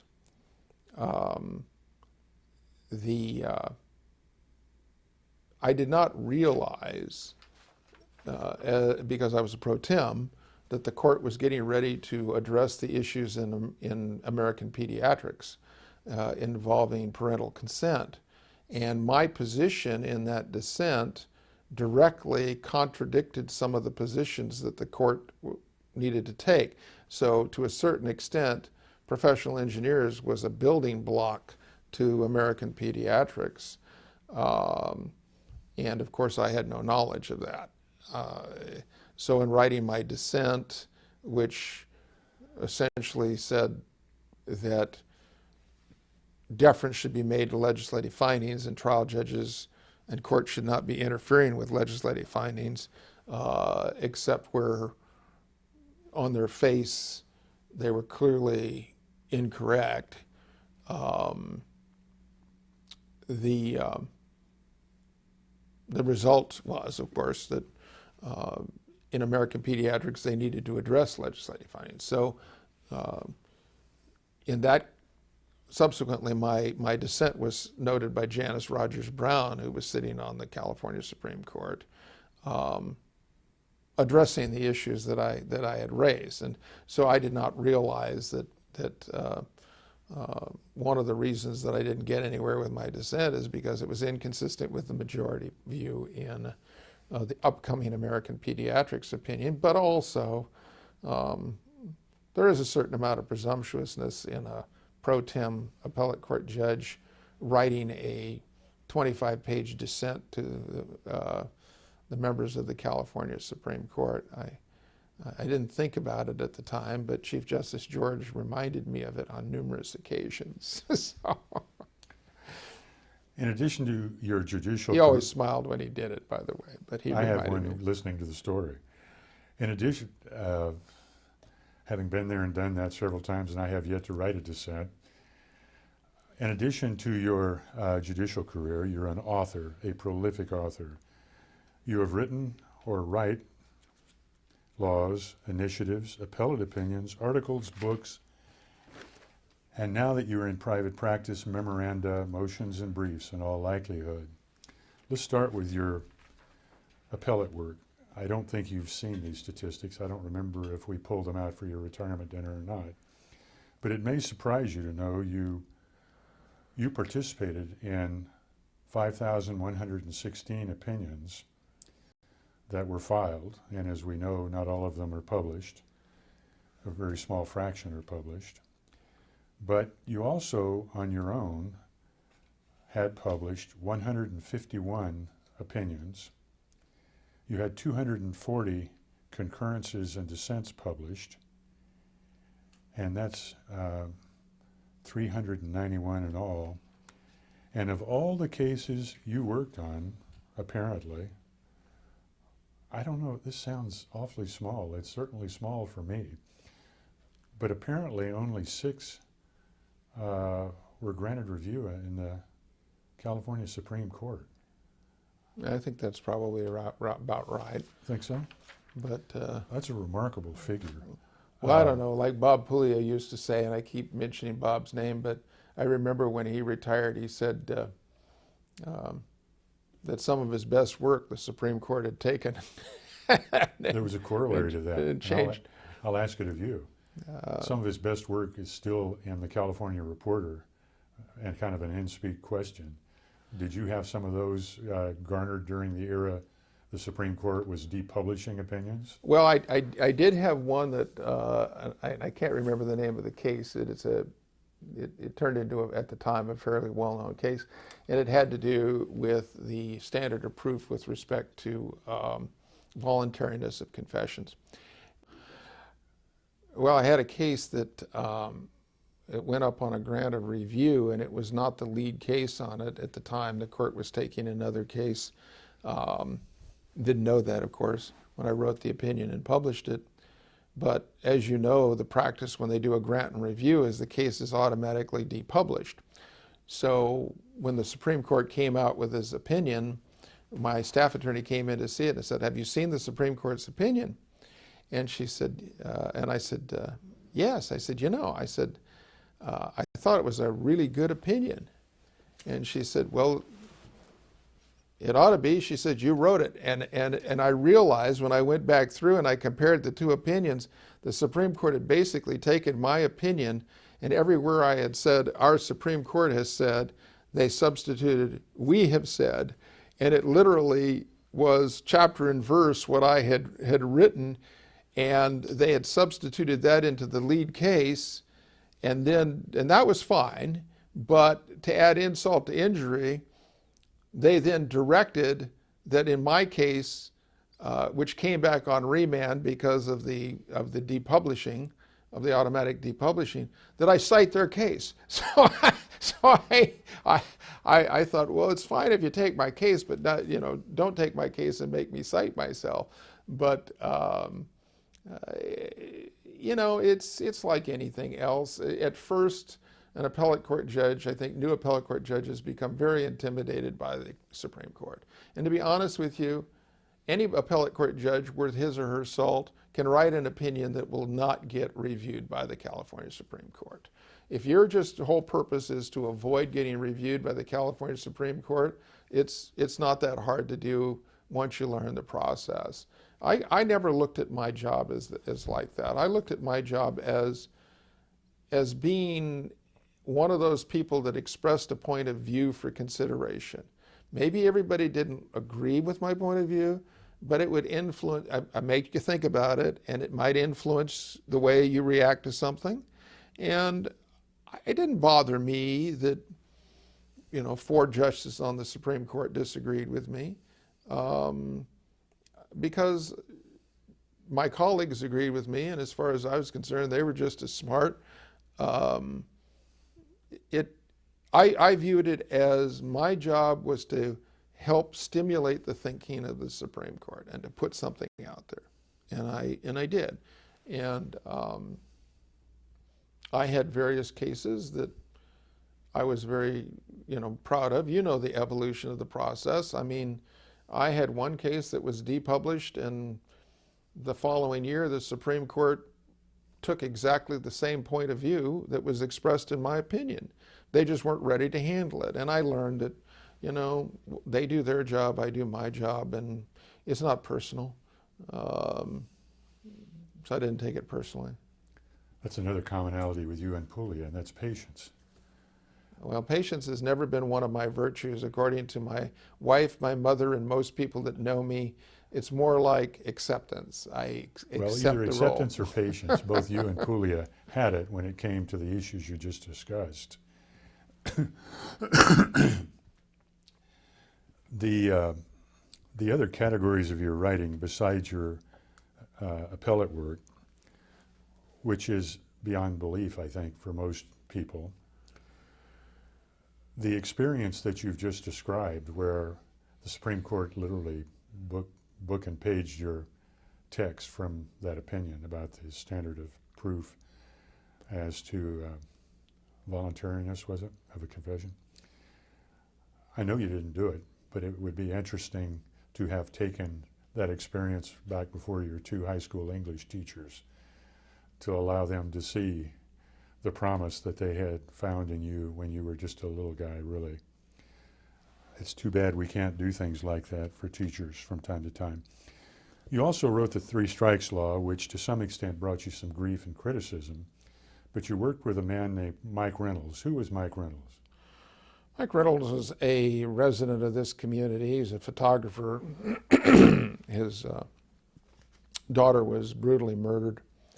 And he was friends with my mother.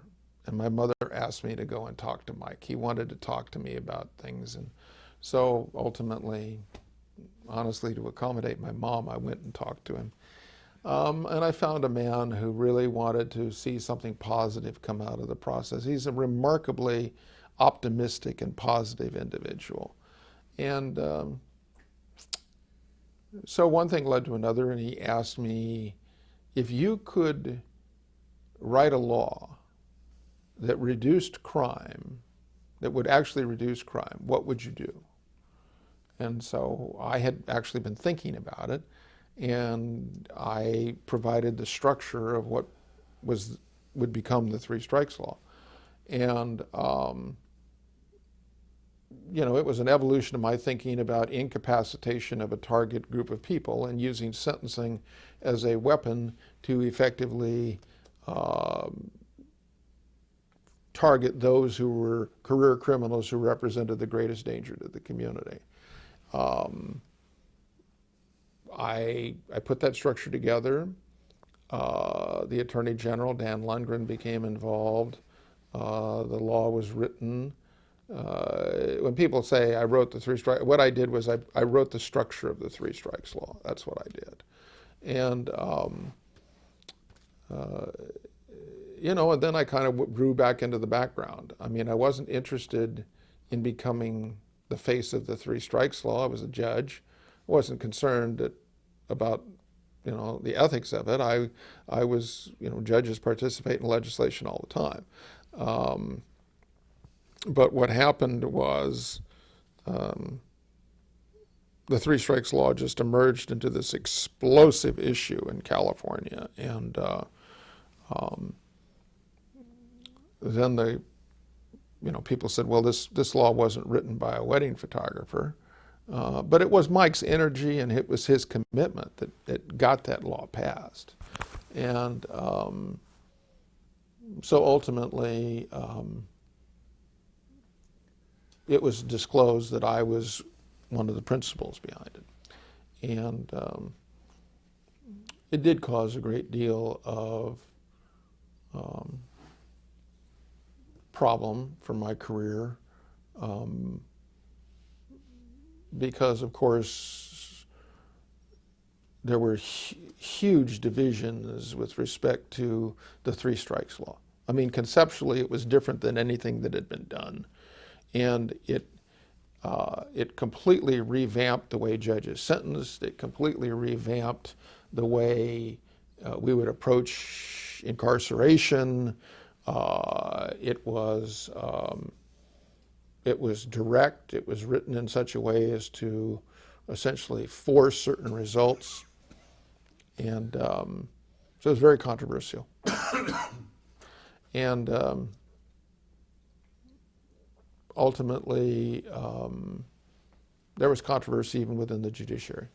And ultimately, I was heavily criticized by certain factions for it. I was praised by other factions.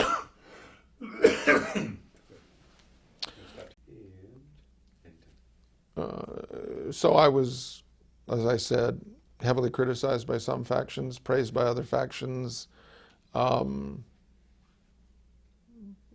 Pretty much retreated behind the walls of the court and didn't say anything. I mean, other than I said, yes, I did what I did. I'm not sorry.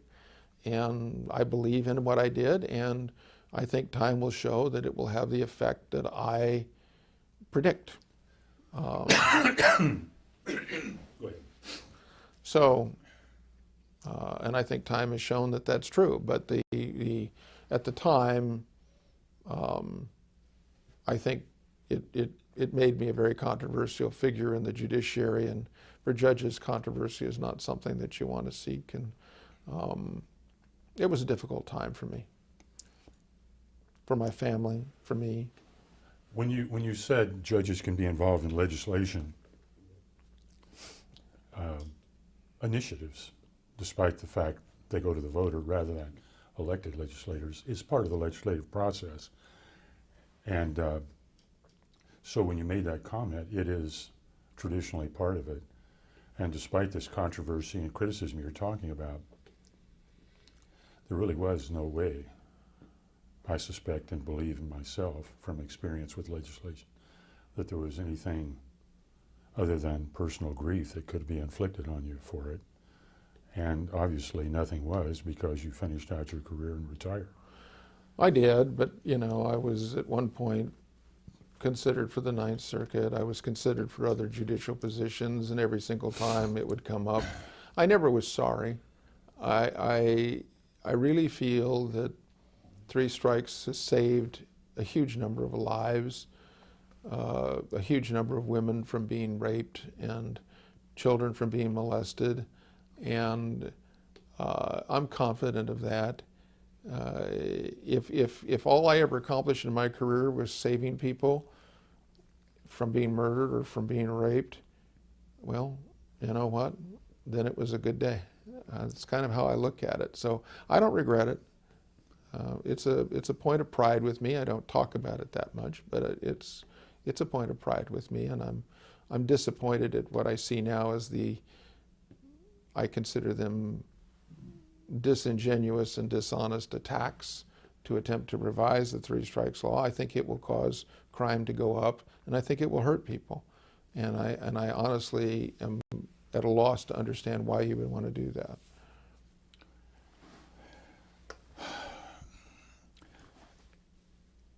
You have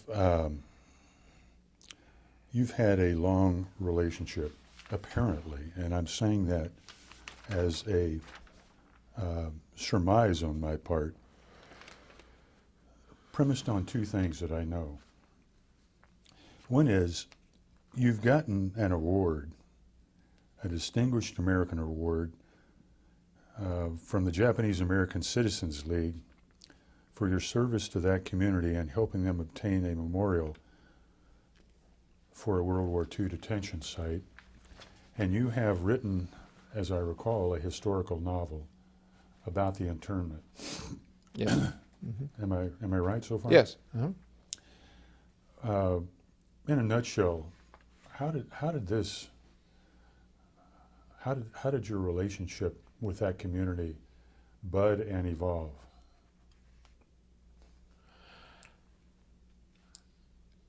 It evolved from me writing a speech about the judiciary and the failures of the judiciary. And, you know, it's easy to be a judge when you don't have to make a hard decision. It's when you have to make a hard decision, one that you're going to be facing down the community and the popular opinion and popular emotion. And that's when it's hard to be a judge. When you know there's going to be editorials written and you know you're going to walk into a restaurant and people are going to see you and they're going to point their finger at you. Just like it was with Three Strikes, and I walked into a room, my little boy at that time, now a grown man, he turned, he says, "Daddy," he says, "everybody's looking at us." And I said, "No, son, everybody's looking at me." And I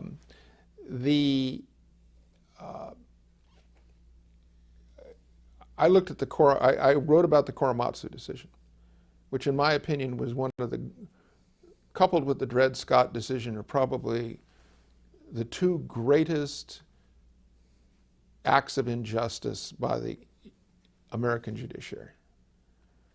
And I talked about, you know, the Korematsu decision and why it happened and what the failings were, and the opinions of Justices Murphy and Jackson, and who were, you know, really great men. And I became very interested in how it happened, the internment of Japanese in World War II. And I started reading, thinking about it, and eventually started writing about it and studied it to a point where I probably would be, you know, people considered me to be an expert in that area.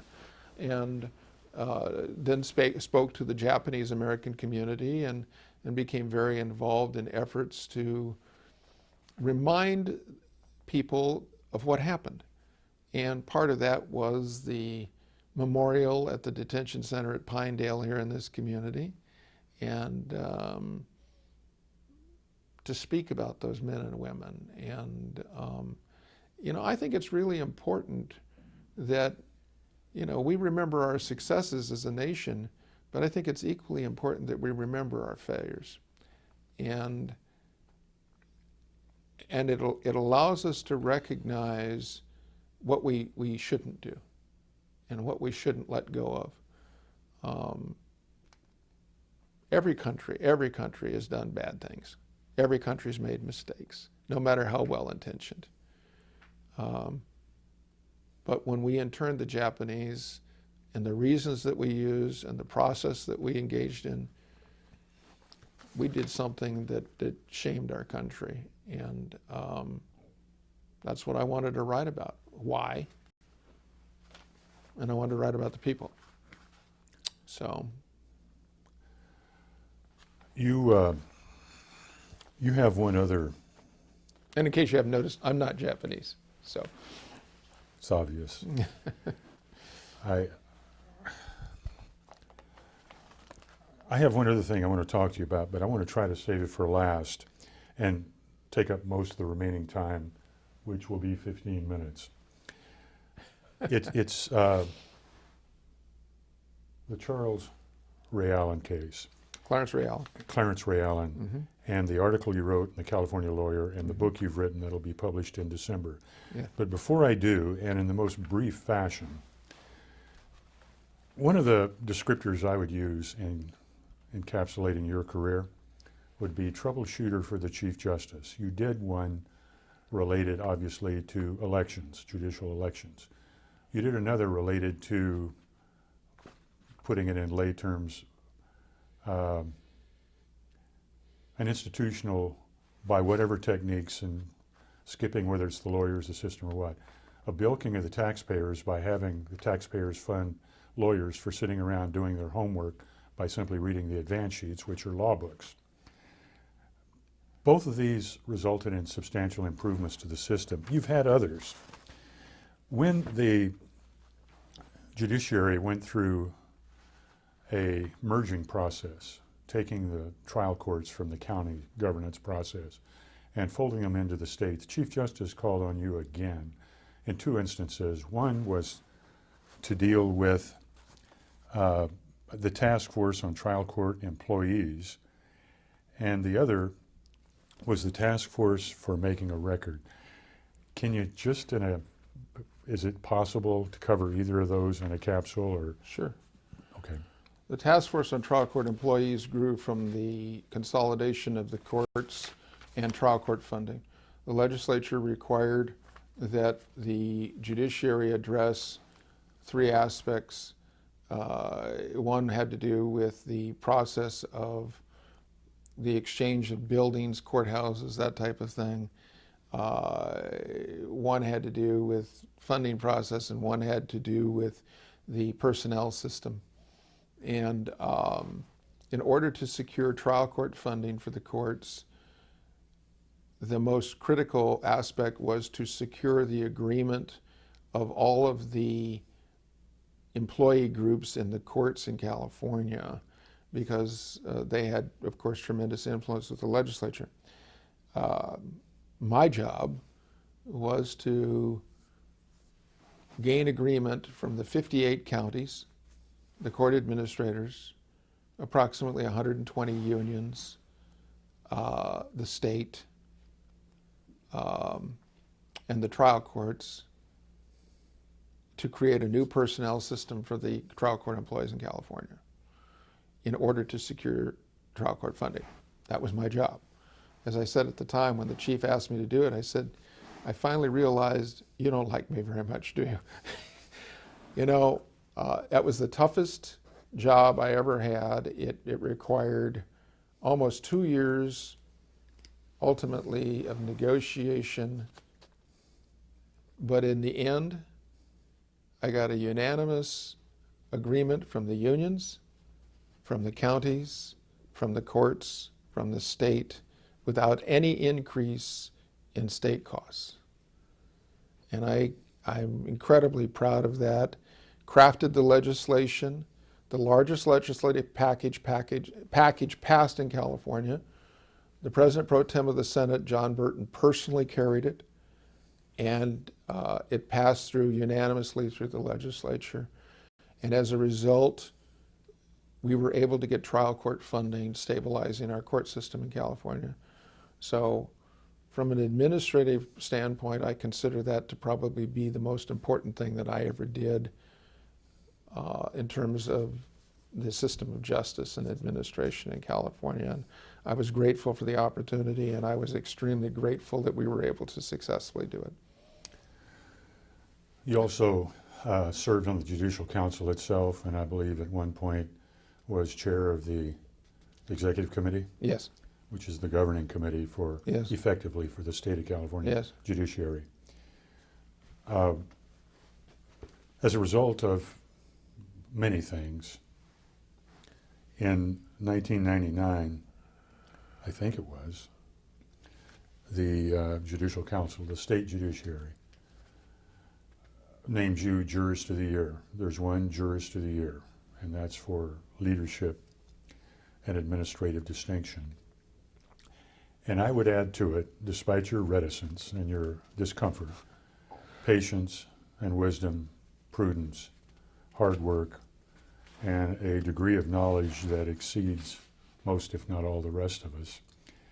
And so what the judiciary did that year was to recognize you were, I believe, the single most influential and important judge in the state insofar as the judiciary was concerned. What was your reaction when you learned you won that award? Well, I think that's a very humbling experience. I had never thought about that. When I found out that I had, honestly, I did not even know I'd been nominated. I just found out that I had been named.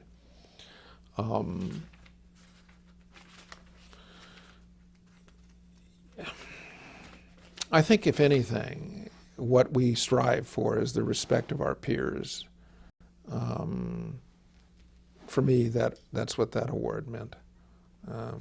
It's still, in terms of awards that I've received, it's still the most important and meaningful award that I've ever received. It's, you know, I think it, for me, it means that what I did meant something. So I guess that's the answer. I was glad that I was glad that the people that were important to me in my life got to see it.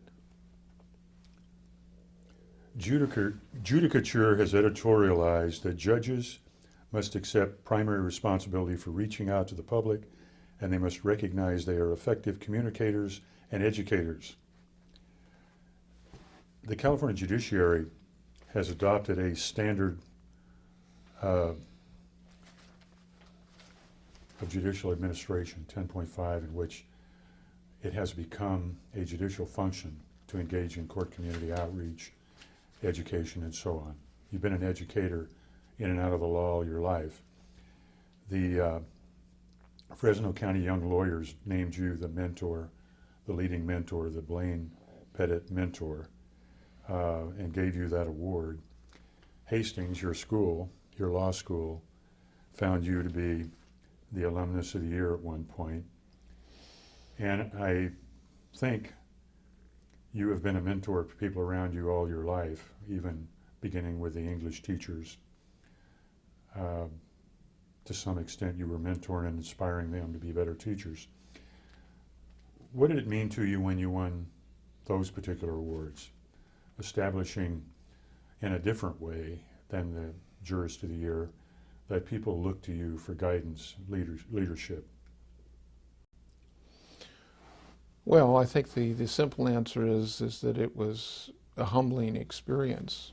I honestly never, I can say in all sincerity that I've never done anything in my life for the purpose of getting some kind of award. I've always done things because I thought they needed to be done.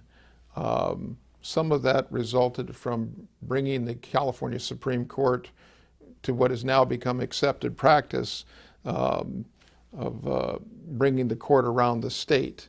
Well, I was able to implement that program and get the California Supreme Court to come to the Court of Appeal, and as you know, as a matter of fact, I forgot, you sat on a case with the California Supreme Court, which was their first appearance in terms of televised appearance. We got a statewide televised appearance, and you helped with that with the California channel, exposing the California Supreme Court to the public at large, people getting to see it, and they now this has become kind of a recognized and accepted thing.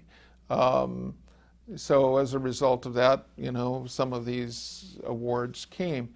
To me, what was valuable about it was that we did it, and that kids got to see it. And you know, when I told the Supreme Court, okay, I have this idea, I want you to be televised, you know, you would have thought I asked them to appear naked in Union Square, and no disrespect intended. And then when I said I was going to allow high school students to ask them questions, this was a huge point of controversy. I mean, to have people, you mean kids ask us questions? Now it's become something that they look forward to. I'm very proud of that. When I see that, I think, oh, we did a good thing. That means a lot more to me. I mean, I appreciate the recognition, but the existence of those programs means a lot to me. Because I've been there with you, I know that your humility is obscured a little bit additional, and that is, excuse me, you have a PBS station, and you arranged with that PBS station, I believe, to televise it. Yes. And then you worked with the bar in your various counties, your 9 counties. In a nutshell, what was that aspect of that first Supreme Court appearance? Well, my whole objective was education and public outreach. And I thought if we could have the California Supreme Court depicted for people to see on television, and we will create synopses of the cases for the learning experience of high school government classes so that they can debate these issues. Then they can watch the Supreme Court listening to the case, and some of their own peer group can stand up and actually ask a question of the California Supreme Court. This will be a tremendous educational experience. And it turned out to be a valuable educational experience. I mean, it was rewarding for me just to see these kids. It was rewarding for the judges. It was worth every bit of the work setting up the program, and the program that we set up is the standard program now that's used by It's the the various prototype. courts. It's the prototype. But they're tweaking it a little. I believe, if I recall this correct, and I'm just trying to remind you, you had a lawyer and a judge, I think, in auditoriums, high school auditoriums up and down the state. Oh, I did, yes. And We did, excuse this PBS broadcast was beamed into those high schools. Correct. So, well, you had a class or two or three in the courtroom who got to ask the questions during the breaks between the three cases, and they rotated numbers of students and classes in and out. Excuse me.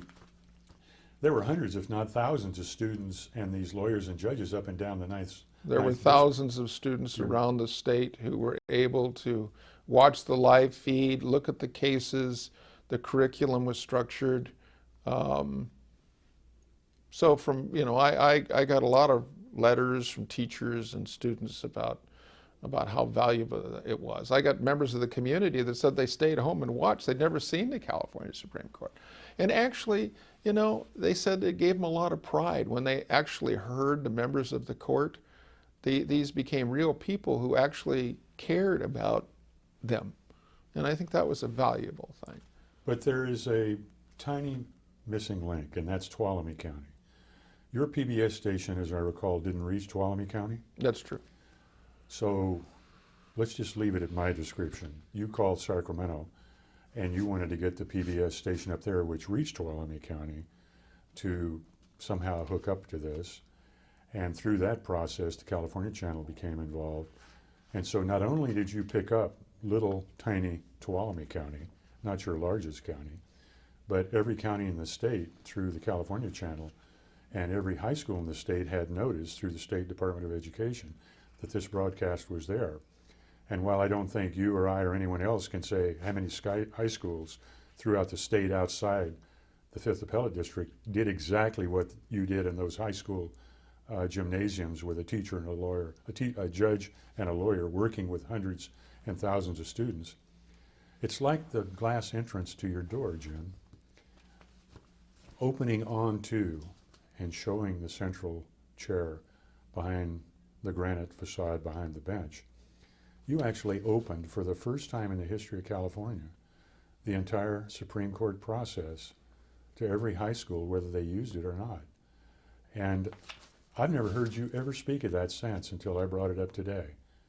And when you mentioned it's not the awards, it's the doing, one of the things you said in one of the profiles that's done every 8 or 10 years on judges by the Daily Journal is that you never really took your self-definition from the awards you got or the titles you held, but from the things you did. And as you reflect back on these things, and I provoke them out of you thinking about it,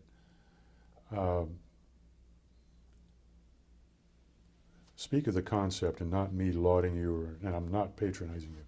What is your view of the idea that one man or one woman can make the difference as a way of looking at life?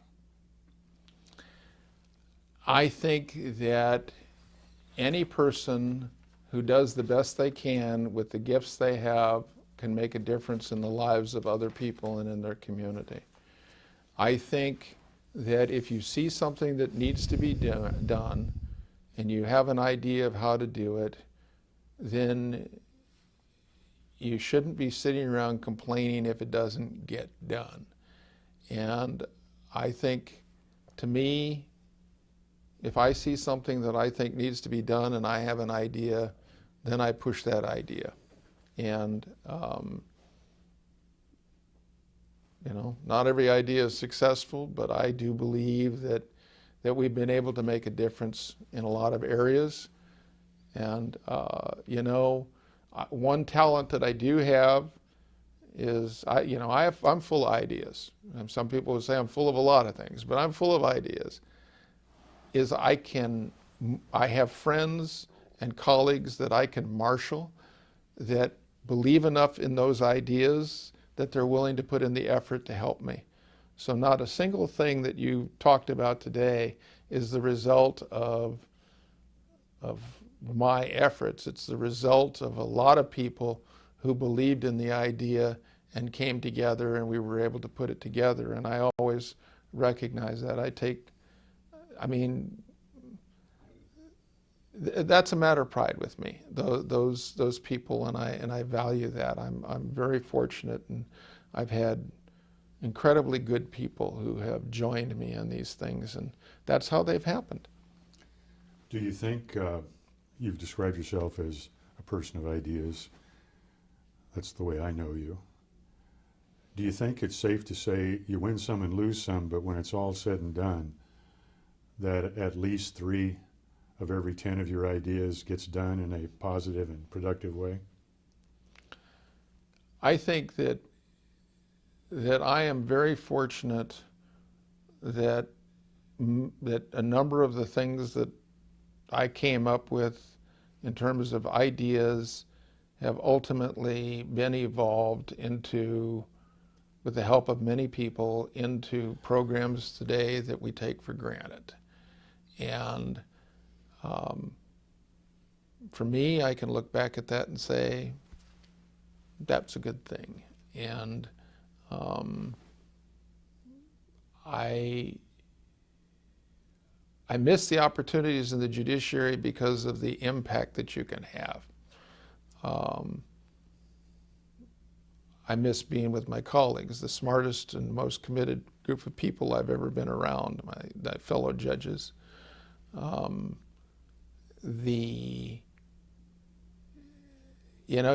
that role, you just have a larger voice. And I'm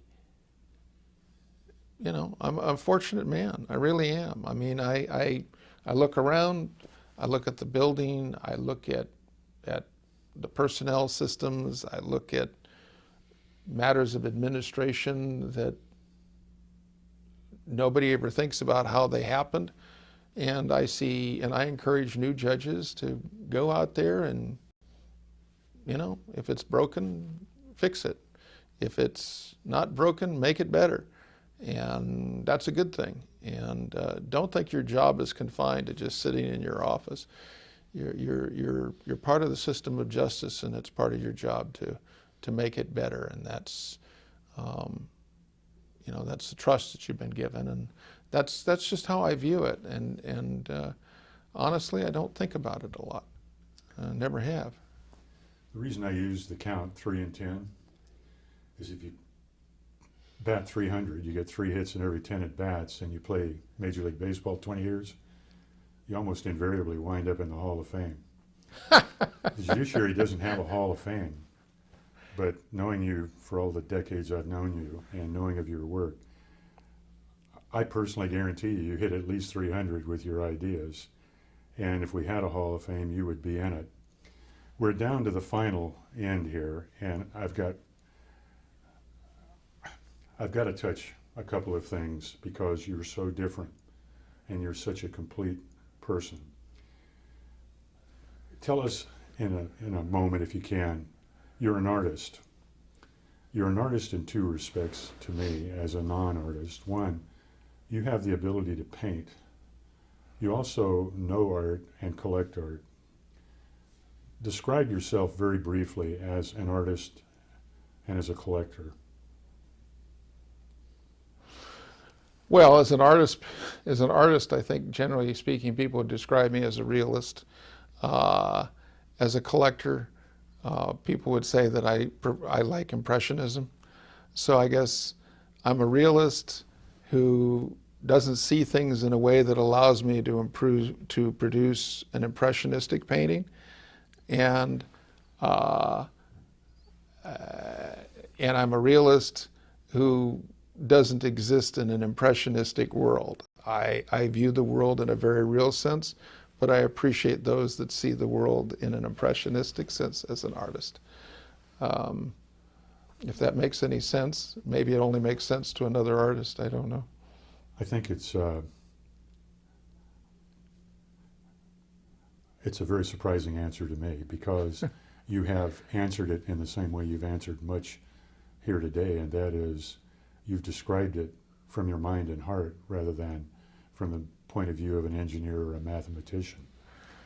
And the second thing is architecture. I had wanted to spend more time on this, but we got in the spirit of this place. And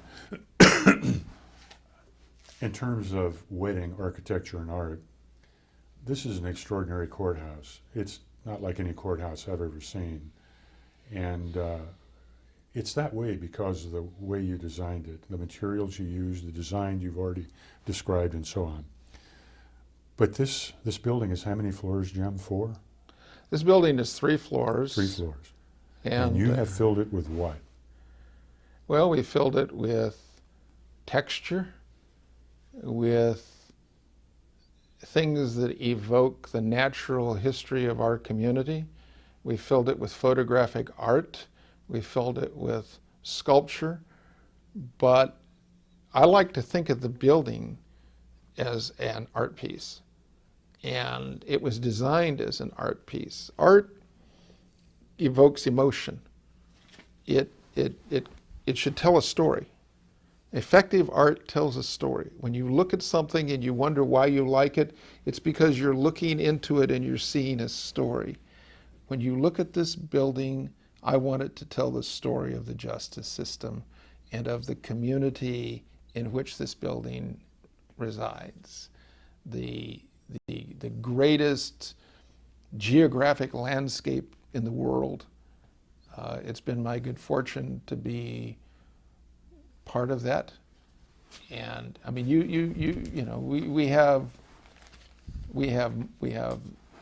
the Yosemite, we have the trees of Sequoia, we have we have Kings Canyon, we have Mineral King, we have the greatest agricultural region in the world. And we have this incredible justice system, and I wanted people to look at this and sense that. So to me, this building is an art piece. And that's what it's the only bad thing is people don't go behind the walls of the courtroom and see everything else that's here. So I know it's a point of pride with me, this building, but I love the fact that when people walk here, the staff will say, I'm glad every day I walk in here and I feel good. Well, that's what a building should do. Last 2 things. Your law firm, the place where you work now, Yes. you've known this law firm for a long time. Yes.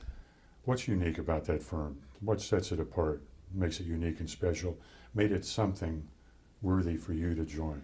Worthy for me to join. Well, there's really a very simple answer to that, and it's this. When I came home to this community, I'm of Spanish Basque descent. When I came home to this community, I couldn't get a job in any firm in this community.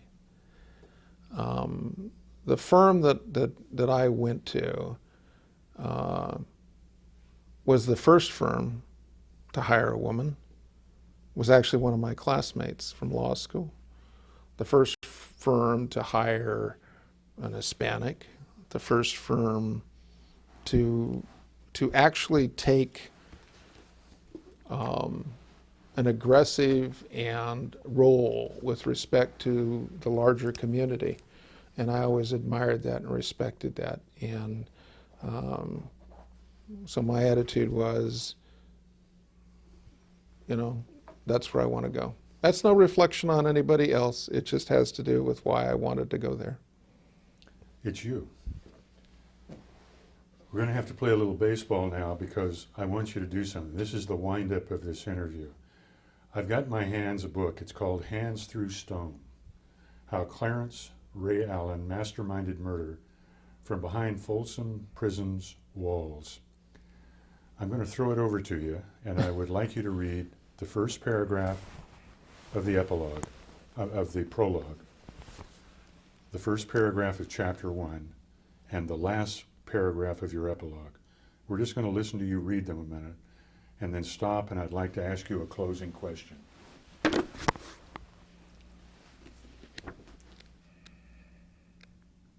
first paragraph of the prologue. July 1974, Fresno County, California. The great San Joaquin Valley of California spreads itself out into foothills that rise against its edge. In the heat of summer, they glow golden by day, and by night they shine silver on spring grass dried by the sun. The yellowed blades sway in summer breeze, their swishing music lost by day to the sounds of birds, rustling leaves, and man's traffic. It is by night that the symphony of the grass plays out to those who listen as the air moves gently. But on some nights the air lies still. On those nights there is only silence. On those nights the only sound is made by the hunters of the darkness. First paragraph of chapter 1. You've probably never seen this book before. It's going to be published in December. 6 years later, 7:30 p.m. Friday, September 5th, 1980. It was almost closing time for the small country store. The last customers had left or were leaving with what they needed for another day without taking the 20-minute drive into Fresno, the urban city whose lights were beginning to glow in the distance. That is what Fran's Market was, a convenience store for people who wanted life's necessities and were willing to do without 12 choices for the same product, accompanied by background music. For that, they needed to go to Fresno. Last paragraph of the epilogue. Beginning at the mark point.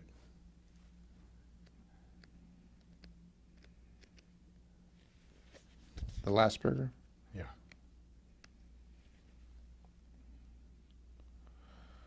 I walked through a small room in Fran's Market awash in blood. And now, 26 years later, in another small room, inside stone walls, I saw it through to the end. Now it was finally over. I want to make a comment about that book and then ask you the general question.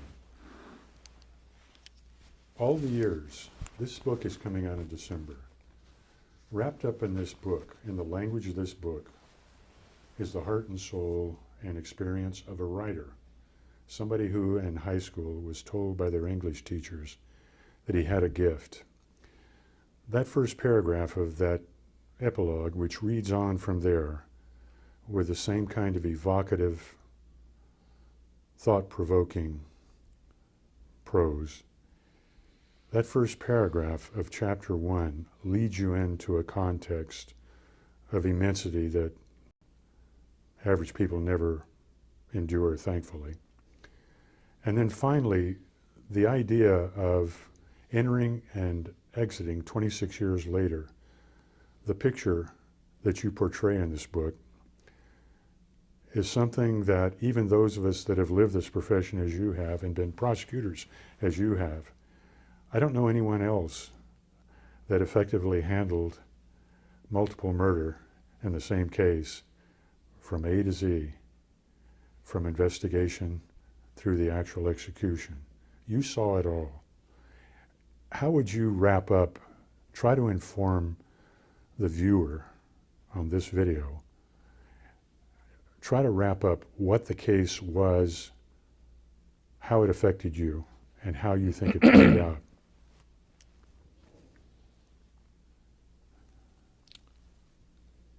As a prosecutor, you promise people that nothing will ever happen to them if they cooperate with the system. You depend upon that. Witnesses are integral to the system. You need witnesses. The assault upon our system of justice that wreaked such vengeance on people who simply did what they were supposed to do as witnesses. The fact that I had promised that nothing would happen. The fact that people paid with their lives. The system of justice simply was assaulted in this case in a way that is almost hard to, it's something I can't encapsulate. It's why it's in a book. But in the end, you know, I've devoted my entire life to the justice system, my entire professional life, 30 years as a judge. I believe I'm the only judge in California ever to have witnessed an execution.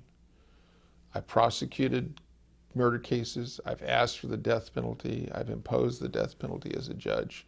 I watched it as a man was executed.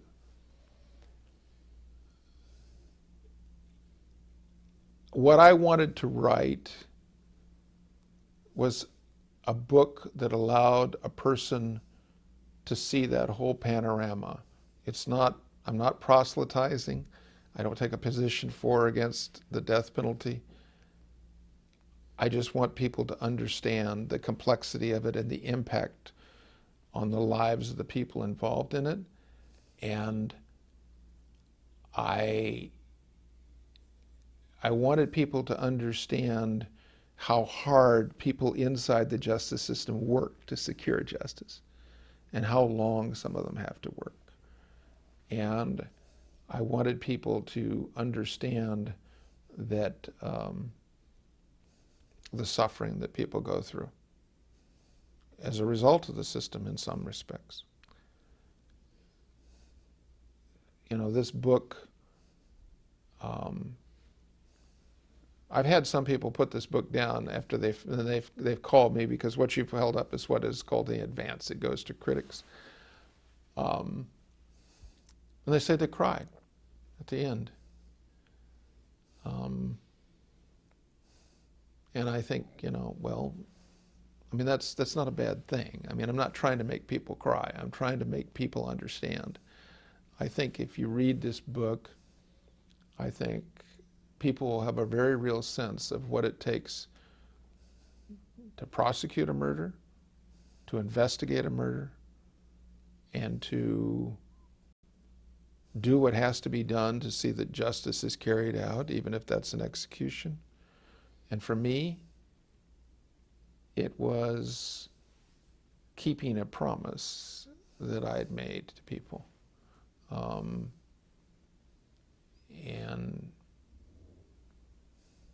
I can't honestly say that there's any joy in me with respect to this book from the beginning to the end. It's just that I think it allows people to see a perspective and a detached perspective. And I hope people, you know, if people read it, I hope that they walk away saying, I didn't understand that that's really the way it is. And I hope I've managed to convey that.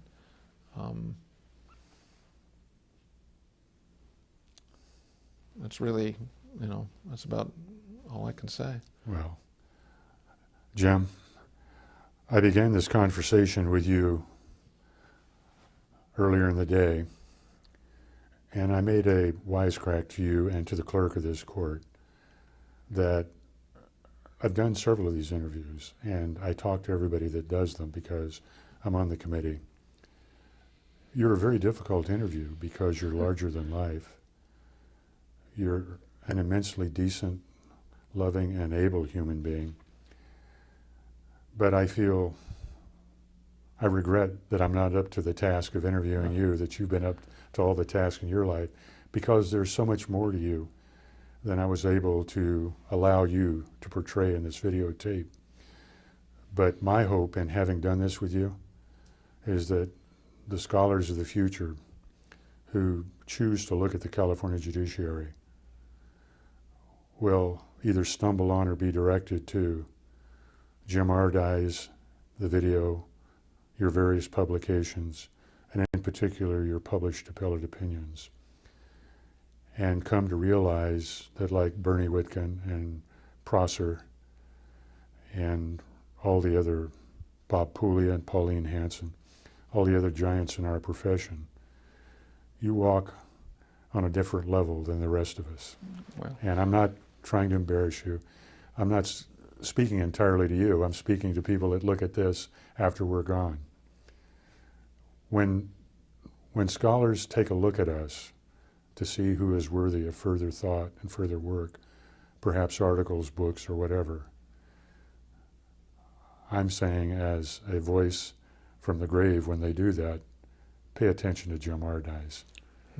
He's a unique individual human being who has, on so many occasions, not once, twice, or a dozen times, proven that a single man can prove to be the difference. And if you were pitching or hitting in the major leagues, you'd be in the Hall of Fame and live on in posterity. To the millions of baseball fans, which, Jim, I remind you, we don't have as judges. If 100 people know us after we're gone, we're lucky. So on behalf of the judiciary and Chairman Judy Haller of our committee and the California Appellate Court Legacy Project, thank you for your time. And Thank you, Jim, thank you for your work. You've been most kind, and I hope that I'm a better judge than I was a baseball player. Well, I think all of us that didn't make the major leagues feel the same way about whatever it is we've done. But I never hit a home run in a baseball stadium like you did. Close this thing down before